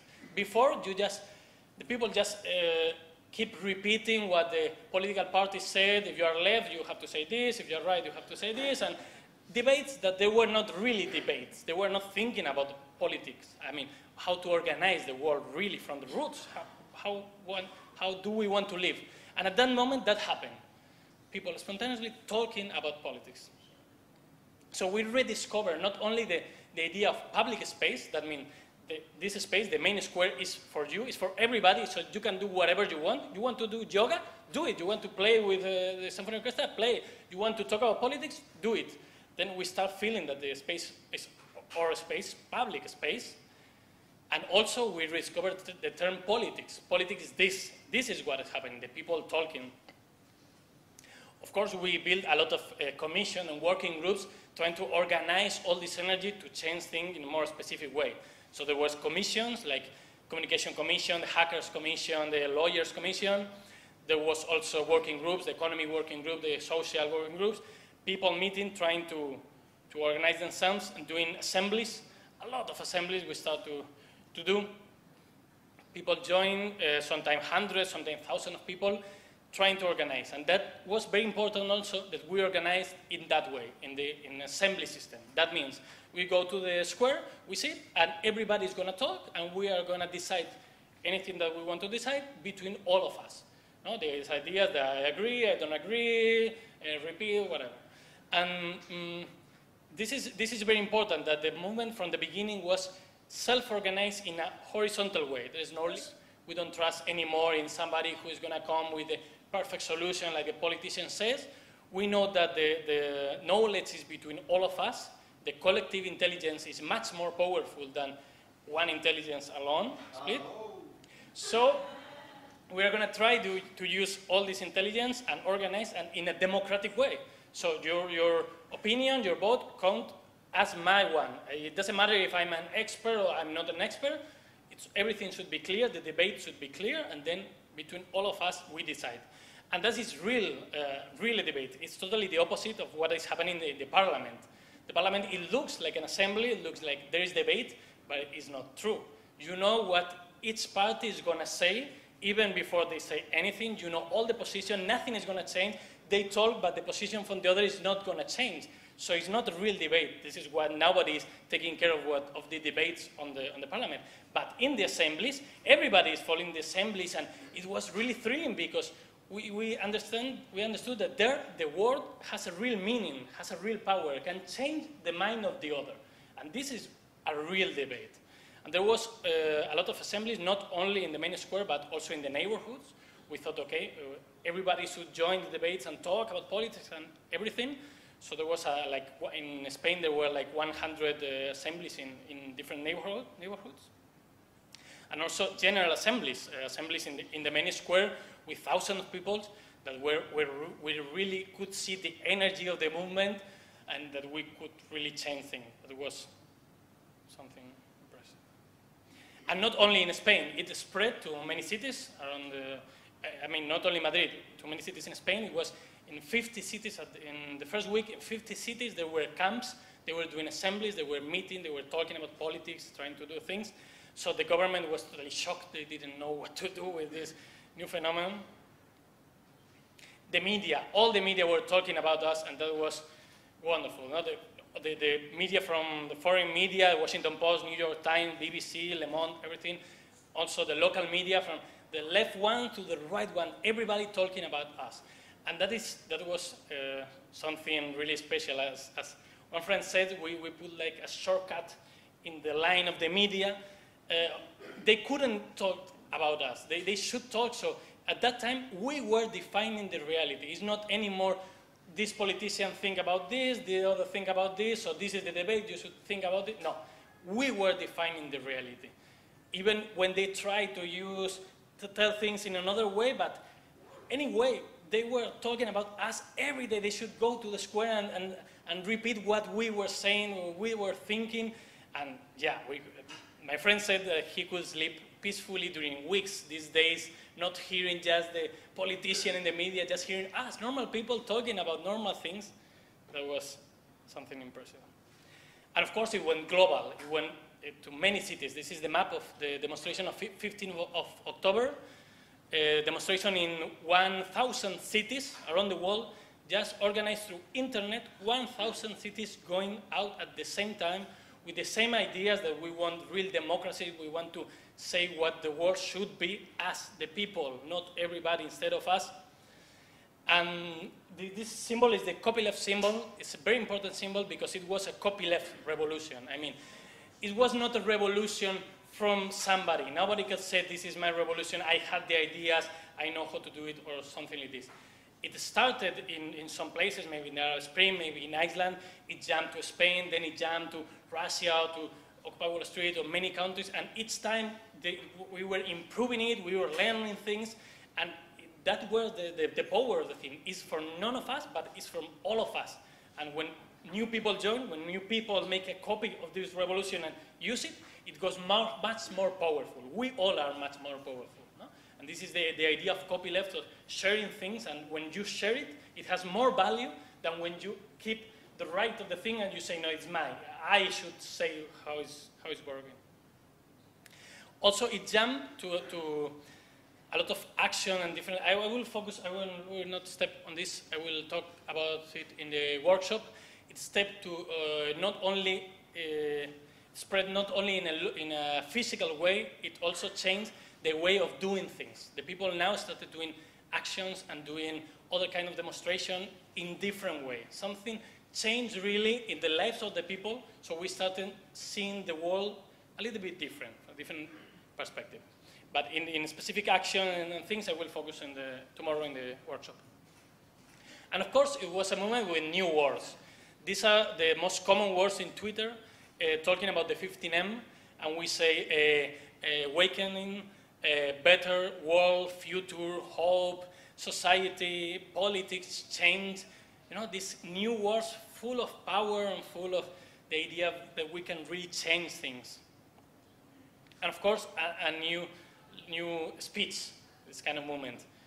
This says, sorry for the disturbance, we are fixing the world. This is a smile, something is changing. This is our dreams doesn't fit in your ballot boxes. This is quite important. It's one of the most important ones. We are not from left, we are not from right. We are the ones in the bottom, and we are going to get the ones in the top. So that idea that we should step out from these debates, are you left or are you right? Are you from this party or that party? What are you thinking? Are you pro-abortion or anti-abortion? Pro-Israel or anti-Israel? These are not the real debates. This is not the way, and it doesn't work. With this kind of debate, we don't go to a better situation. But if we step out from all these labels that we usually carry, yeah, I'm from left, I'm pro something, I'm against something, if we define ourselves as just persons, that it was the word that was used in the first manifesto of 15M, we are persons. It was not we are people from left, or we are activists, or we are citizens. It's we are persons. That is something that all of us we are. Then we can really start to talk. If I'm a person and if I'm left and you are right, I know what I think, I know what you think, and then it's just a fight. It's not a real debate. But if I'm a person and you're a person, we can talk about the ideas, and we can think of everything, not only about the topics that the media or the politician thinks that we have to fight for. It's the abortion now, okay, then we fight about abortion. It's now the immigrants, okay, the immigrants. No, a person, we are going to think about everything. Then start the real politics. This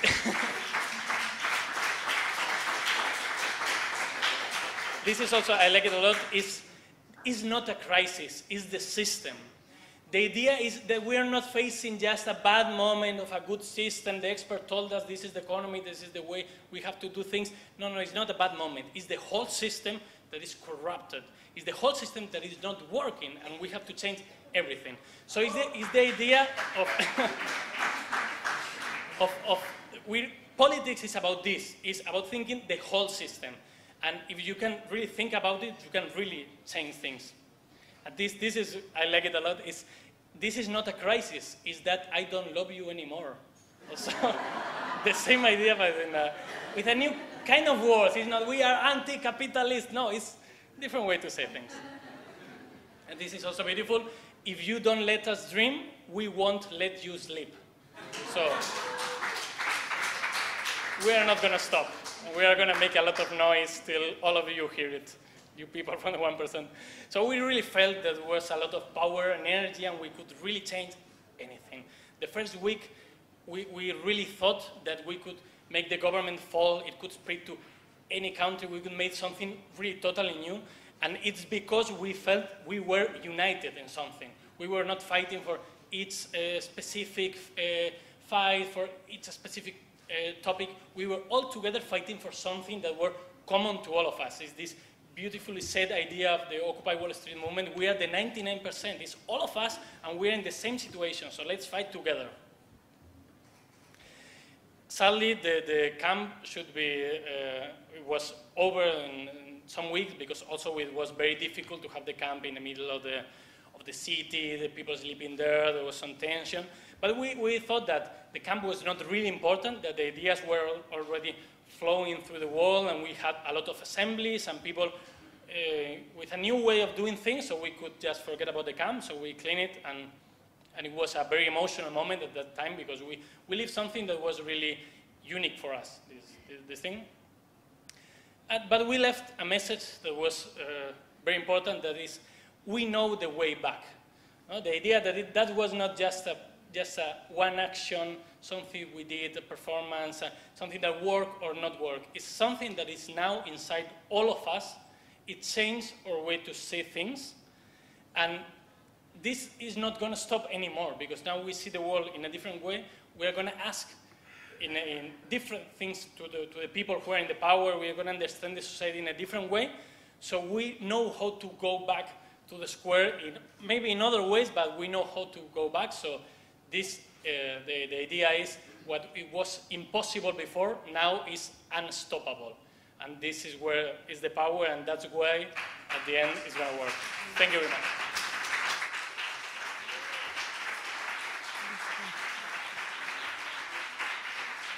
Now the audience is going to ask you a few questions. We would be happy if people who didn't speak before speak now. It's something we use in assemblies, because some people it's more easy for them to speak, so at the end they speak always. So if people who didn't speak now, it's much better, okay? Okay, let's start with you. What's going on with the movement in Spain right now? And second of all, how did you manage to avoid leadership, to avoid people from taking power or attention? Mm-hmm. Okay, the movement now, the problem is now we are facing a really bad situation now. The country is going like bankrupt, going really fast. The government is doing everything wrong. So now a lot of people is starting to suffer. There are a lot of cuts, and the situation is going really worse in Spain. The movement keeps with all these assemblies, doing assemblies in many places, and do a lot of actions against banks, against a lot of things, and trying to find new ways of fighting, because the power is also to reinvent ourselves and to find new ways to change things. That is quite difficult. So, but we depend now a lot on the economical and the situation of the country.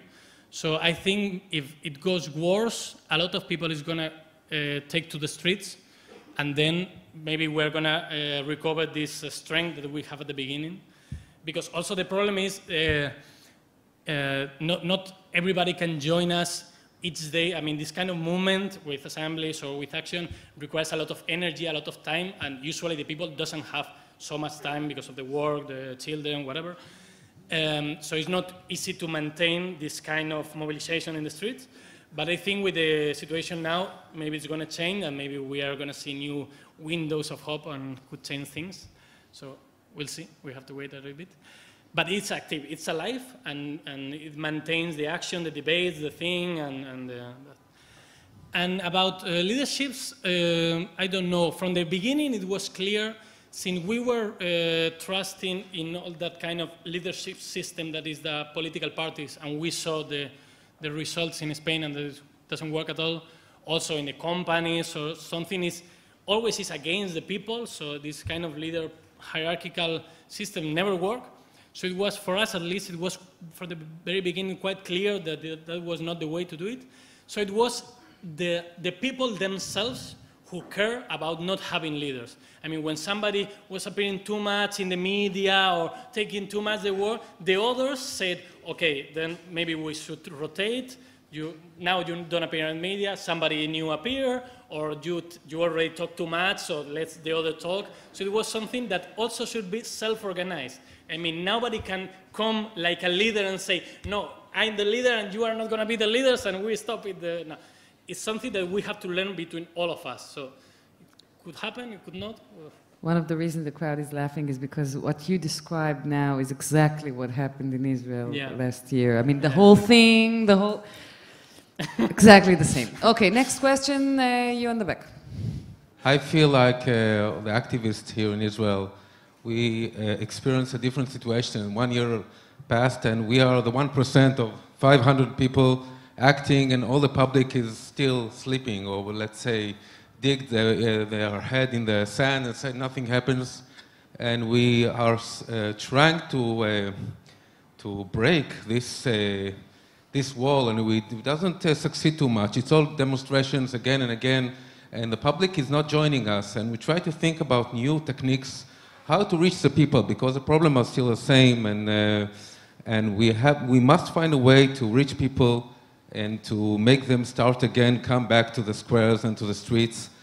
From your experience, what do you think, which techniques we can use to get the public back into the struggle?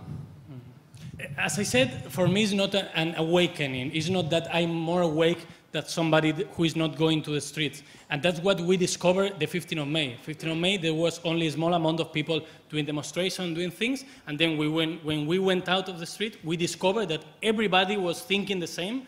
The support to this movement was like the 80% of the population or something like this. So everybody is really awake.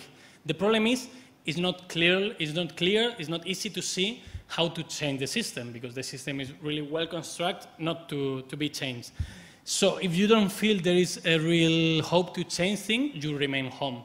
And also, as I said, this kind of demonstration and action require a lot of time, a lot of energy of your life, that if you don't really think that it could work, why you are going to join.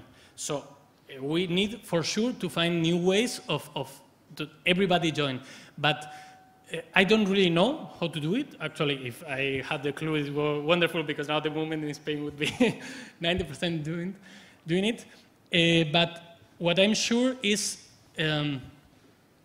it should not be, we should not repeat like the activist way of thinking that, okay, I'm the activist, I know where we have to go, and then you, the people, you have to join me. So how do you join me? If I do it that way, it doesn't work. It never worked in the past, in the whole history.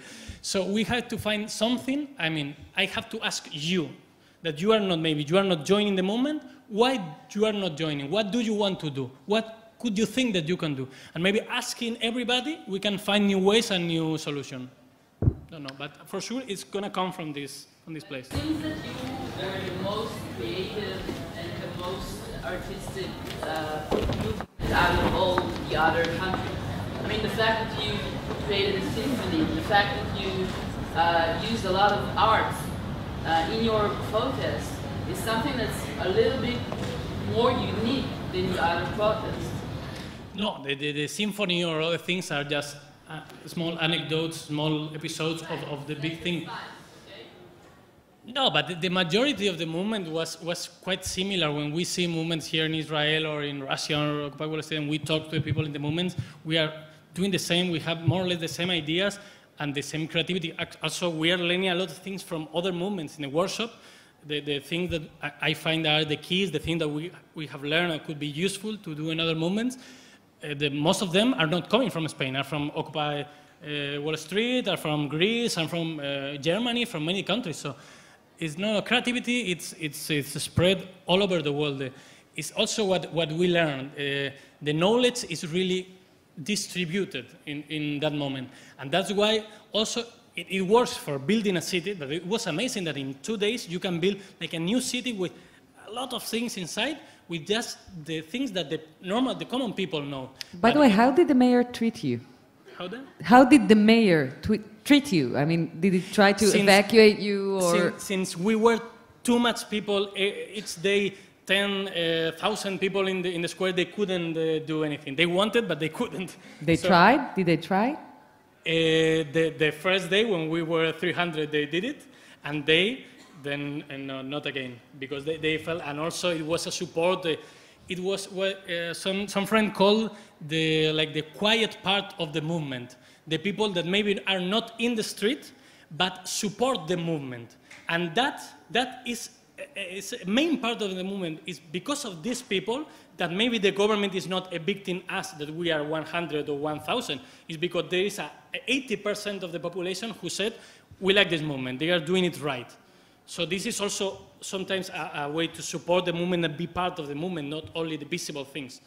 But of course, we have to find way to change things. Okay, next question. הבחור עם החולצה הלבנה, כן. I want to ask, in your opinion, what should be the next stage of the protest? A pressure group, or political party, or just continuing these demonstrations? I repeat again the same idea. It's not what I think. What I think actually doesn't care. It doesn't matter because it's my idea. Maybe I'm wrong. So it's better if we, all of us, after the talk, we join and then we start to finding things. Because maybe I don't have any solution. Maybe I think, well, maybe it's a political party. But maybe somebody finds something much better that could work. For example, I don't trust in political parties because we have seen in Spain especially, there's no way to make a party that gets power and gets in the game. And also it's trusting in this hierarchy ways of doing things that we are seeing that they are not working. So from my point of view, we have to find new ways. But the new way that we find, I think it has to come from the collective intelligence. It cannot come from somebody whose idea. So I don't really know, but we will find it. Okay. שאלה הבאה, בבקשה. In Israel, we had the phenomenon that most of the people who were leading the movement were middle-class people.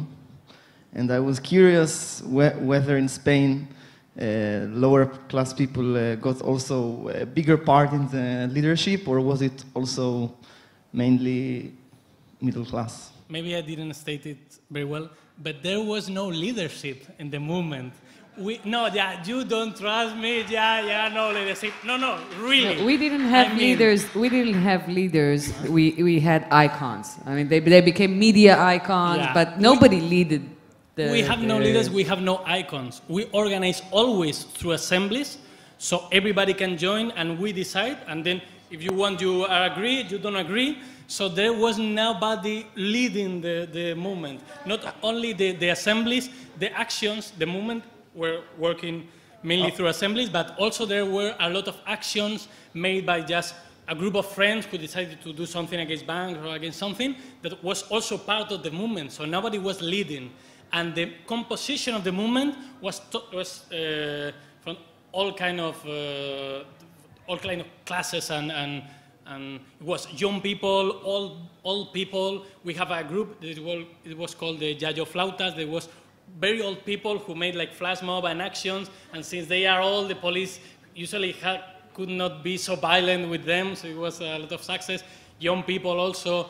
There were homeless in the camp helping. There was a broker in the economy group talking about economy. So, and this is the strength of the movement. When we are really the 99%, when everybody can join. When you lose this, then you don't have force. You don't have power. I want first to disagree a little bit from a historian point of view with you, and then ask you a question. If we see here, we see a picture of Rosa Luxemburg, then we see the Social Economic Academy, which is quite a leftist organization, and we see one member of the parliament who is a leftist who is joining us. And I think there is a unique place of the leftist movement in Israel, of course, I believe in the world also. Historians generally try to look deeper to ask who are the activists and who gave the lead and who organized things that are quite complicated to organize. Okay, this is a disagreement about leftist and rightist. My question is, in Spain, can you put a light on the place of the left or of the cooperative movement in Spain during this movement, or initiating this movement, the place of the left and the cooperative economy? Well, I'm always a little bit afraid when somebody said, well, look at the history, or the things are more complex than this or something. Usually the debate stops because I cannot answer, because, well, maybe I should go home and read a lot of books and then we can talk. So the thing is, it worked just for common people who met in the square, and it was not some selected people, because it was, the square was full every day of people joining the assemblies. So it was all of us, left, right, and everything. There was a lot of actions and a lot of new strategies about these cooperative things, because there are a lot of people who said, okay, if we cannot change the system because it's really difficult, maybe we can build new things that are not built in the same way as the system. So maybe instead of a hierarchical enterprise, maybe we can do a cooperative and something. And we had already before a lot of cooperatives and things. I don't really know a lot of the situation before the movement, but now it's going better. A lot of people are joining these kind of things and doing new things. I'm going to talk a little bit of this in the workshop of some new experiments that appear and that really new things and are really interesting. And yeah, I will talk more about specific cases in the workshop, but it's also having more energy because it's the only way that we think that we can change things. If we can really not change the power, we build new things. So we have hope that can also change the world. Now that we promoted the workshop for tomorrow, and having said that, I want to ask Matt and Gulnara to join us here on stage. and open the discussion a little bit. Also for the audience questions, but also for questions we prepared in advance. And it's a similar question to all three of you. All of you mentioned before, and of course, as we can see, that this is either protest or revolution, mainly of the young generation, at the age of between 25 to 35. These are the main activists. Do you think that it's not only an economical conflict, but also a generation conflict between generations? Matt, I know you have you have answered about it before.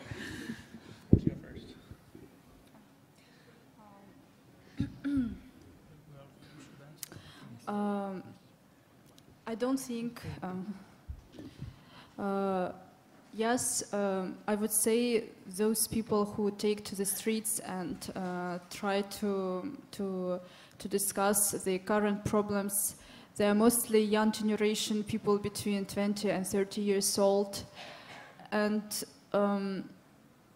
yes, there is a sign that something has changed in minds, in public consciousness. People who, young generation who came out,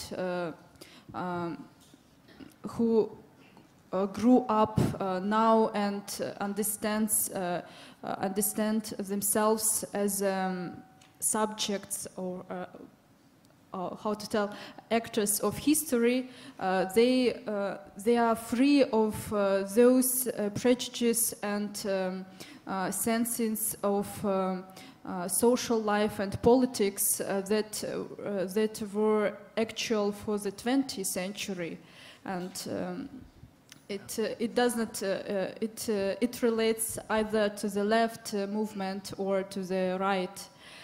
But in my opinion, I would not say this is the clash or clash of generations. I think this is just class struggle that we have now. It obtains another historically different features, features of the new century, of the century of globalization from below. I don't speak about neoliberal globalization, capitalist globalization. I speak about globalization which allows people to be more universal, not in the sense of globally universal, but in the sense that it can be as well educated in all senses, in all spheres, as he or she wants. And the exchange of information, of technology, exchange of dialogue of cultures that we have, it makes impact on minds, and you can't ignore that. That is why I think this is like that, and I hope that we can on this historical feature can instead to build dialogue of generations. Yeah, and I agree with that. I wouldn't describe it as a clash of different generations. Instead, I see this as the job of our generation and the job of all young generations is to be the revolutionaries. It's the ones that aren't afraid. And we don't, at least in my circles, revolution isn't a bad, scary word to us. We aren't afraid of it in the same way that the baby boom generation is, who lived through some that were very horrible and had some bad results. So I think that consciousness, that lack of fear is inherently something of the young adults in general. But in this movement, I think the other piece is that we are the ones that are feeling the fallout in America most directly. The ones that just graduated from college. I'm a little older, actually, than I'd say the average age at Occupy Wall Street. They are saddled with huge debts that they can't get rid of, even in bankruptcy. They were told that doing well in school and going to college was the answer and would set them up for a life that wasn't always on the edge of collapse. We're also the ones who are going to have to figure this thing out. I mean, I think I said this before, but this is a 50-year struggle. This isn't going to happen in 1 year. And this is the fight our generation has taken on so that we can actually do the things we want to do. And, you know, I'm not comfortable bringing children into the world in these circumstances. Who knows what they're going to face? I'm not ready to continue this paradigm. We have to change it if we're going to have a successful life. So, and with that said, there's so many people of all ages who are involved in this. My parents and my parents' friends and people their age were totally motivated and on board with this. Across cultures and across races, it's, you know, the age range goes up to 100. There's a, like you said, the group of older people, we have the Granny Brigade, and it's a whole bunch of women who are in their 80s, and they all have yellow vests that says Granny Brigade, and they'd come and stand in the front of the marches so that it would pace well, and so that it would, so that, you know, the police aren't going to hit an old person in the face like they would me. It didn't happen, but it's really powerful when you have that age range, because then there's no media narrative that this is somehow a young people's movement who just want something for free. That's bullshit. Miguel, do you want to totally add? agree, so I'm not going to repeat the sentence. Okay. So if we're looking for the roots of the public unease, what actually started this movement, you call it revolution. Here we're trying to be a little bit more humble and say that it's a protest. If we're looking for the roots of it, where can we find it? Do we find it in the 90s demonstrations against globalization, or the disappointment at 2008 when the economical crisis was something that you cannot ignore anymore?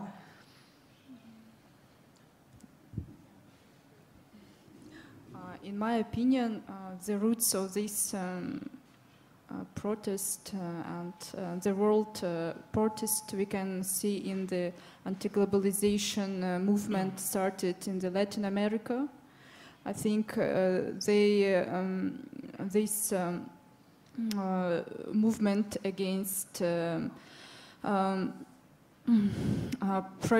against the neoliberalization of economy in Latin America countries that started the movement or alter globalism movement. I think this was a very historical break with the past that had a lot of waves and up and downs, but regionally that we have now all over the world, not only in one definite country, takes its origins, like, I don't know, ideas and practice from this.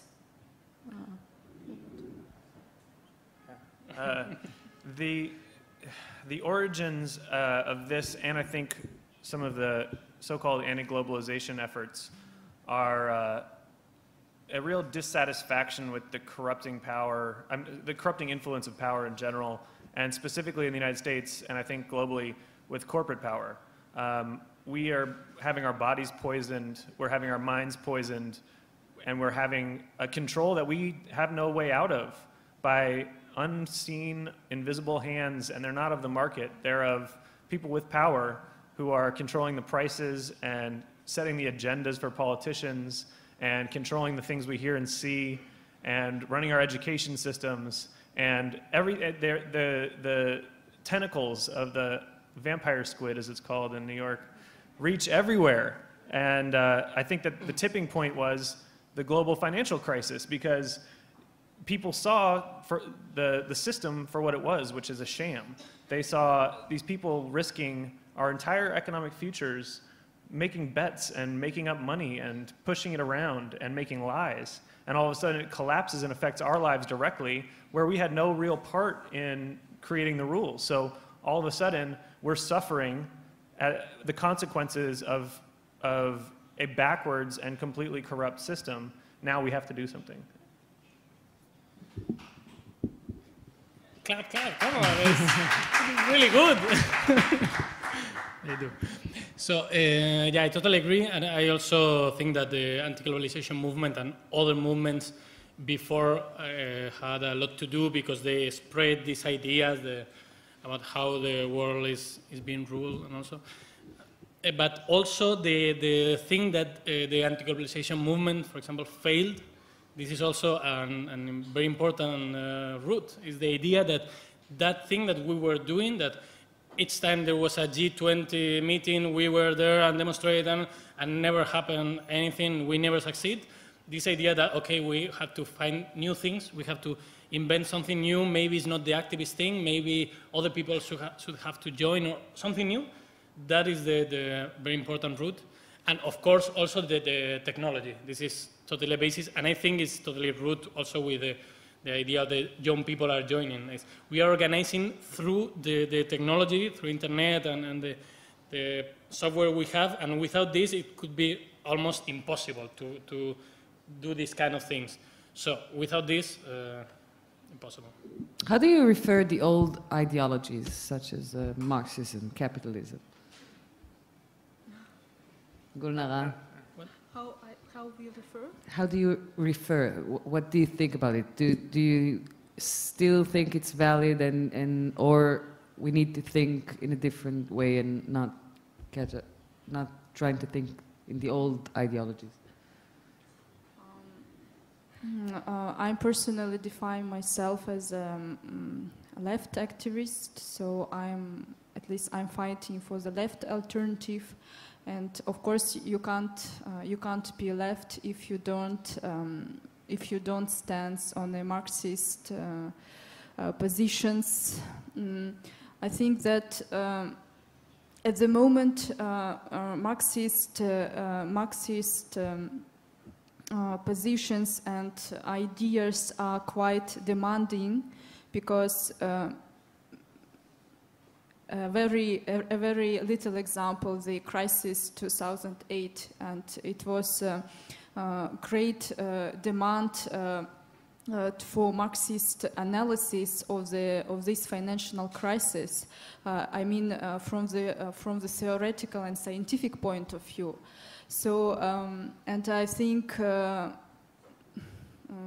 That nowadays we should look at struggle against capitalism from critical Marxism, Marxism that at every historical time, at every point, it should find concrete decisions and concrete ways of solving the problems. And the exploitation, the theory of labor cost, and the theory of alienation, and another that are originally Marxist, are very actual at the moment. We have still exploitation in different forms. We have at the end alienation that generates a capitalist system that destroys society and makes autonomous persons. So I think it's very actual. And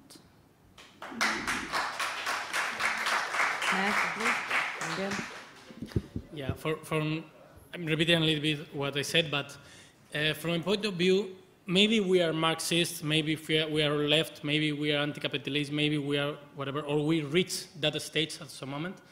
But the thing is, if we start from that point of view, we don't go forward. If I start, okay, I'm Marxist, or I left, or I didn't, there is no way to talk to the other. Maybe I'm right, maybe this is what we are going to have in 100 years, and we are going to be happy, and it's going to be wonderful. But it doesn't work, and it didn't work, because we are always fighting with the other and trying to, not to understand what the other is thinking and try to find maybe a common point or something. It's just trying to destroy the other that is obviously not right because he's not from left or whatever. So it's for me, the important is, like this banner said, is to break the labels, keep the ideas, the basis of the ideas, but not put any label, not put any name, and then talk with everybody. And then, yeah, good work. Yes, please. And I respond. I don't stand on the position that if I'm left, the only alternative is left. I think that free association of people, of different people, could be actual at the moment. And I don't fight that if you are not left, if you are not, as I think in my eyes, that you don't have future. I think that alternatives of alternatives. So different, the unity of diversity, and that is all. Yeah, it's a tough question because so much of my thinking has been influenced by my study of other movements and of ideologies. But I think that ideology and culture are really not our friends. I think that we have to figure out how to de-socialize, to use that phrase in a different way, and to open our minds. Marx's analysis is very important to my thinking, but I would call a reporter asked me how I would identify, and I've struggled with that because I'm not satisfied with any of the answers that are out there now. And the paradigms of the past have gotten us where we are. And the next step is the solutions. If anything, I'm a solutionist. I want to figure out what the next steps are and move in that direction. And I don't care what you call it. I mean, call it whatever you want. But. Do you have anything you want to add? No. אוקיי. ב-15 דקות האחרונות שנשארו לנו, נשמח לשמוע עוד שאלות מכם. בחלק האחורי, בחור עם החולצה האפורה, אתה יכול בבקשה. Thank you very much for being here and talking about these things. You mentioned that I absolutely agree that there is no reason to fight with each other on things that are not of essence, on style. But there are also things of essence. Going back to Mahatma Gandhi, which was referred to, he said that we can make concessions about everything apart from what is important. On that, we can never concede on. So, now putting this in the context of this forum, there is a struggle taking place here in Israel. It is a struggle of the privileged, usually the white Jewish privileged. In a country that practices apartheid as defined under the crime of apartheid in international law. And it is maybe akin to the white people struggling for their rights under apartheid in South Africa. So what is your position coming here towards this struggle that could be a little different than what is taking place over there? Who wants to be first to answer? Sorry, do you want to go? No, because I didn't understand really the question, so I really need to repeat that. Could you clarify, you want us to weigh in on the current situation between Israel and Palestine? I mean that we fight.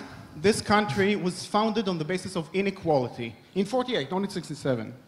It is not a democracy and never was one, not even to begin with.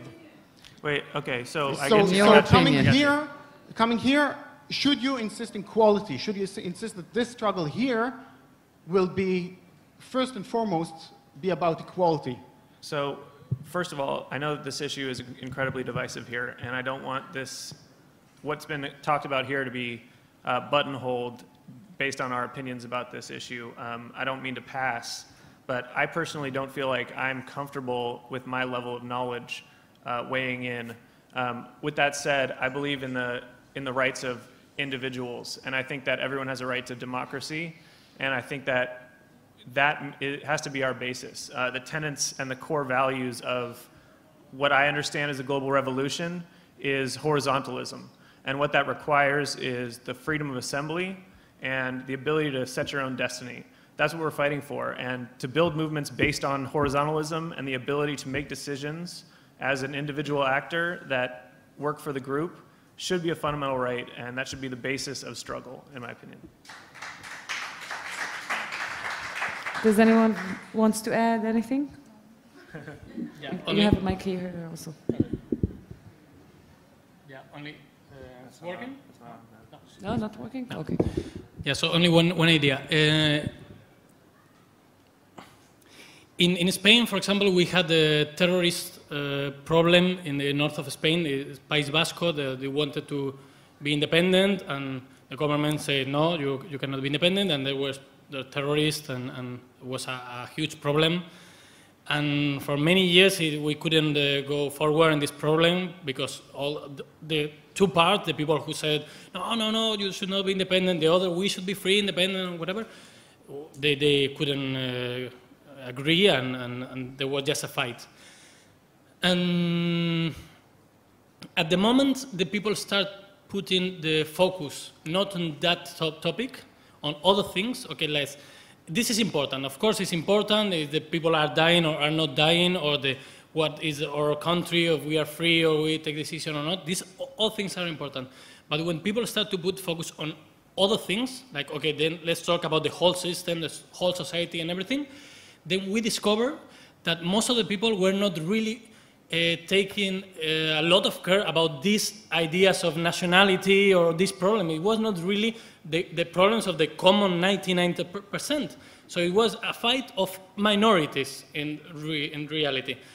And most of the people just wanted to live in peace. They didn't care about it and have any peaceful solution. And it helped a lot to solve the problem. So I also don't really know the situation, so I cannot talk.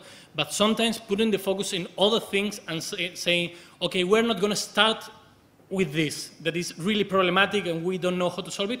We start with other things, let's talk together about other things, let's meet each other, let's know what they're thinking, and then maybe you find solution for the problem you were not looking for.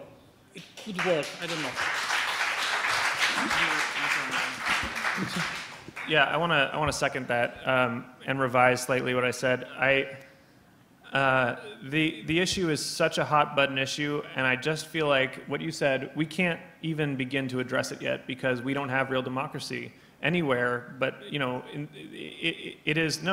an issue that until we actually sit down and get to know each other and see each other and look each other in the eye and recognize our shared humanity, that's when we can actually make these decisions ourselves. That's when we can start to get to the root of this problem. And I actually was hoping that this would be a slightly more diverse crowd, and I hope that we get a chance to actually meet with people who are... Who disagree? Who are, on both sides of this issue, because I'm interested to hear what people say. So I would like to talk more about this and hear your opinions, even though I know this can be a contentious issue. Okay. Hi. I would like to hear about your visions of the future, the wanted future that you personally think of when you think of a success for 10, 20, 50 years from now.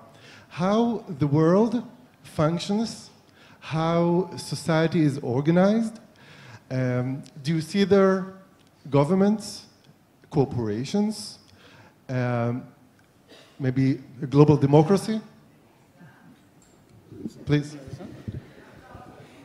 I have no idea, and I'm so happy of having no idea because that means having no idea that the future is really open. I mean, we can really build different things. We can build different way of organize ourselves, different ideas of how the power should act and whatever.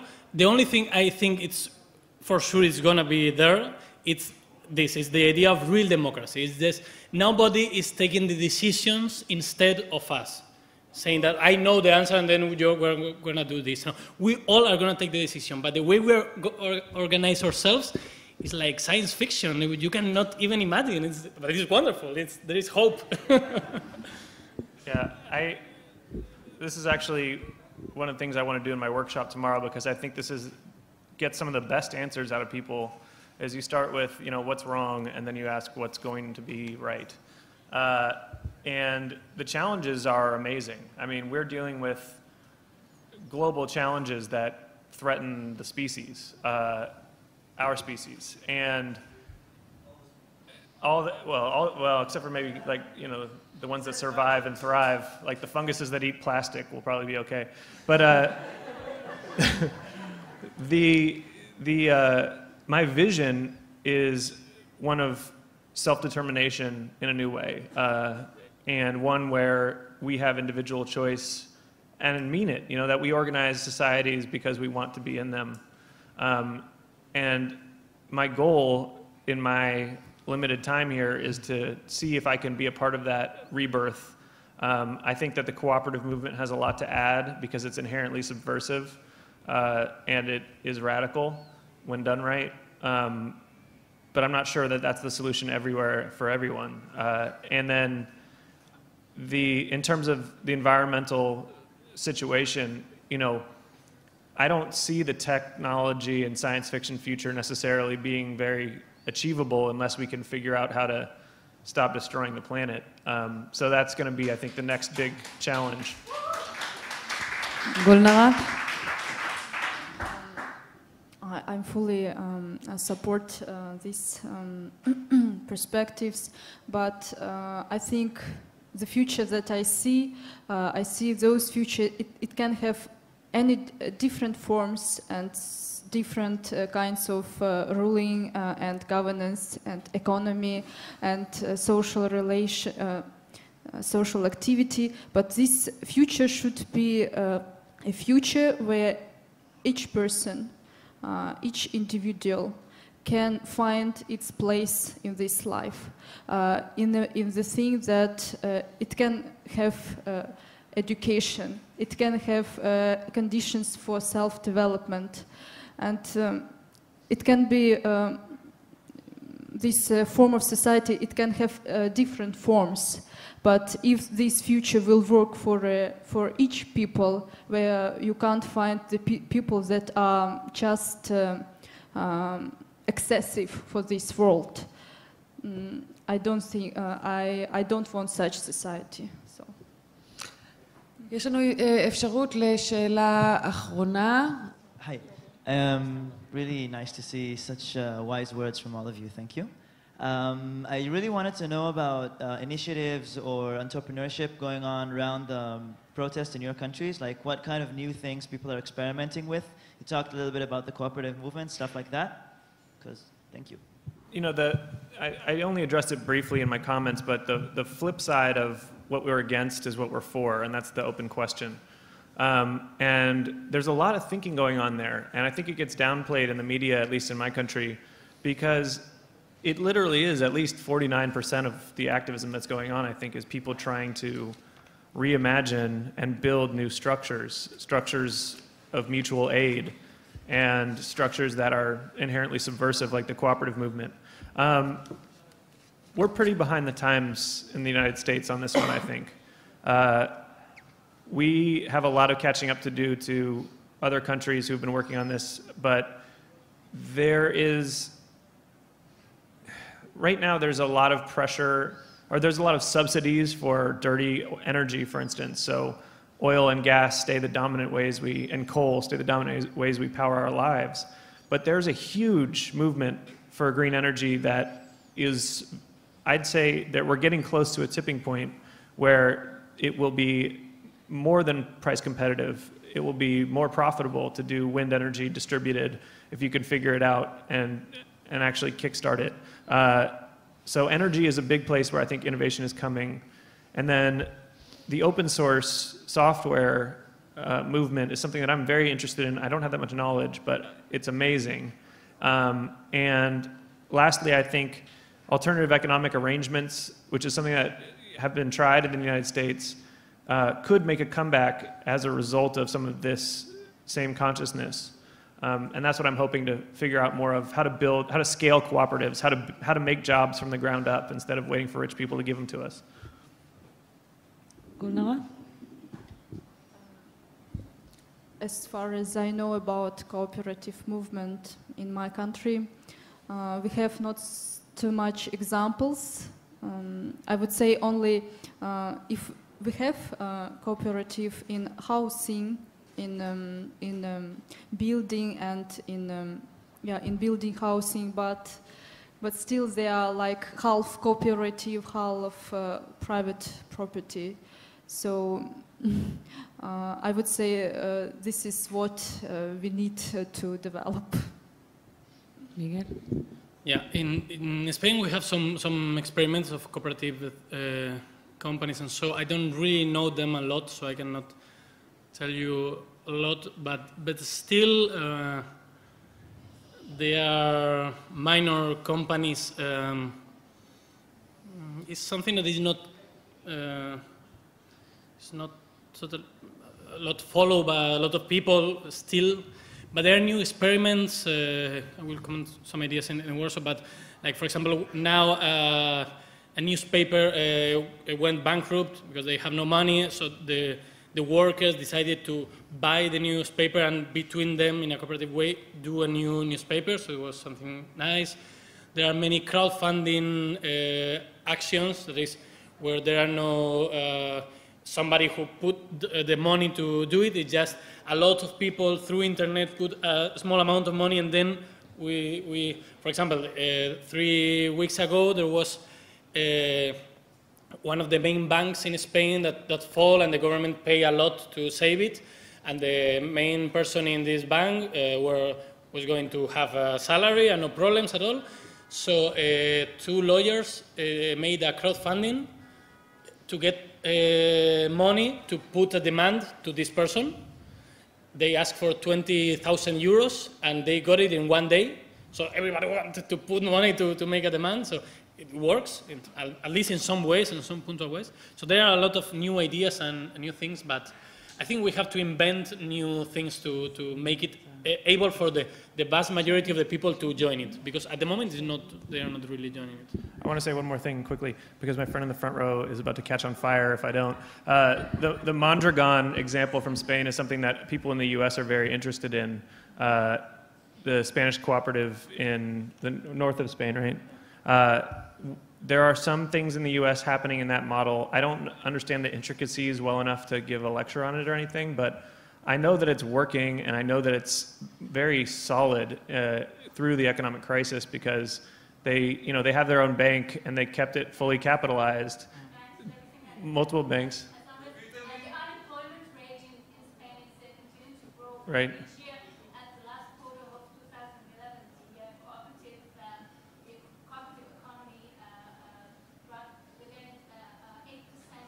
Growth, yeah. Yeah, she said that during the economic crisis, or after the fallout with the unemployment rate going up, the cooperative companies in Mondragon rose at 8% in terms of their, in the last quarter of 2011. And that's important. So there's some things in the US going after that model that are being built to rebuild some of our old industrial cities that are now Rust Belt, is what they call them, because they're all rusting, to create jobs in communities of struggle, and they're very hopeful. I'm looking forward to this year. It's going to be a big one for cooperatives. לפני שנסיים, thank you. לפני שנסיים, מיכל שוחט, מנכ"ל המכללה החברתית, רוצה לומר כמה מילים? משפט וחצי. אני רוצה להודות לכל מי שלקח חלק כקהל, כמשתתפים. אני רוצה מאוד להודות ללינוי, שהסכימה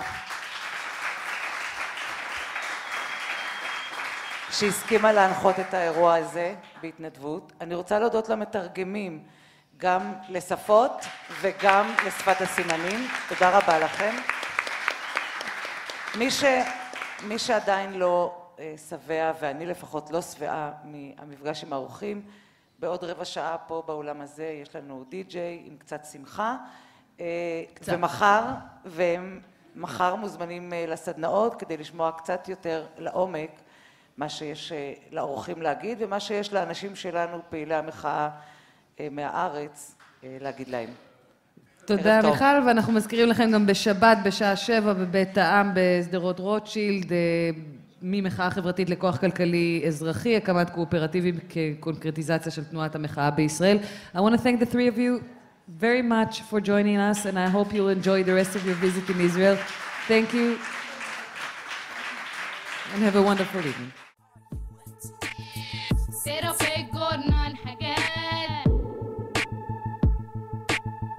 إصلاحات ويزيد وزي كمان تقرا في الجورنال حاجات إصلاحات وزي كمان كشف أثر المومياوات قوم يا واد هات الحوادث تلقى حادث في البلاد النقود عجت له شوطة وصبره داب في الملاحات وإن بيسخط العيال نصيبها مال زي البنات وإن نادية بريزة وقعت وإن فاطمة شرب رجعت وإن شكري وكالة قرر يشتغل في الممنوعات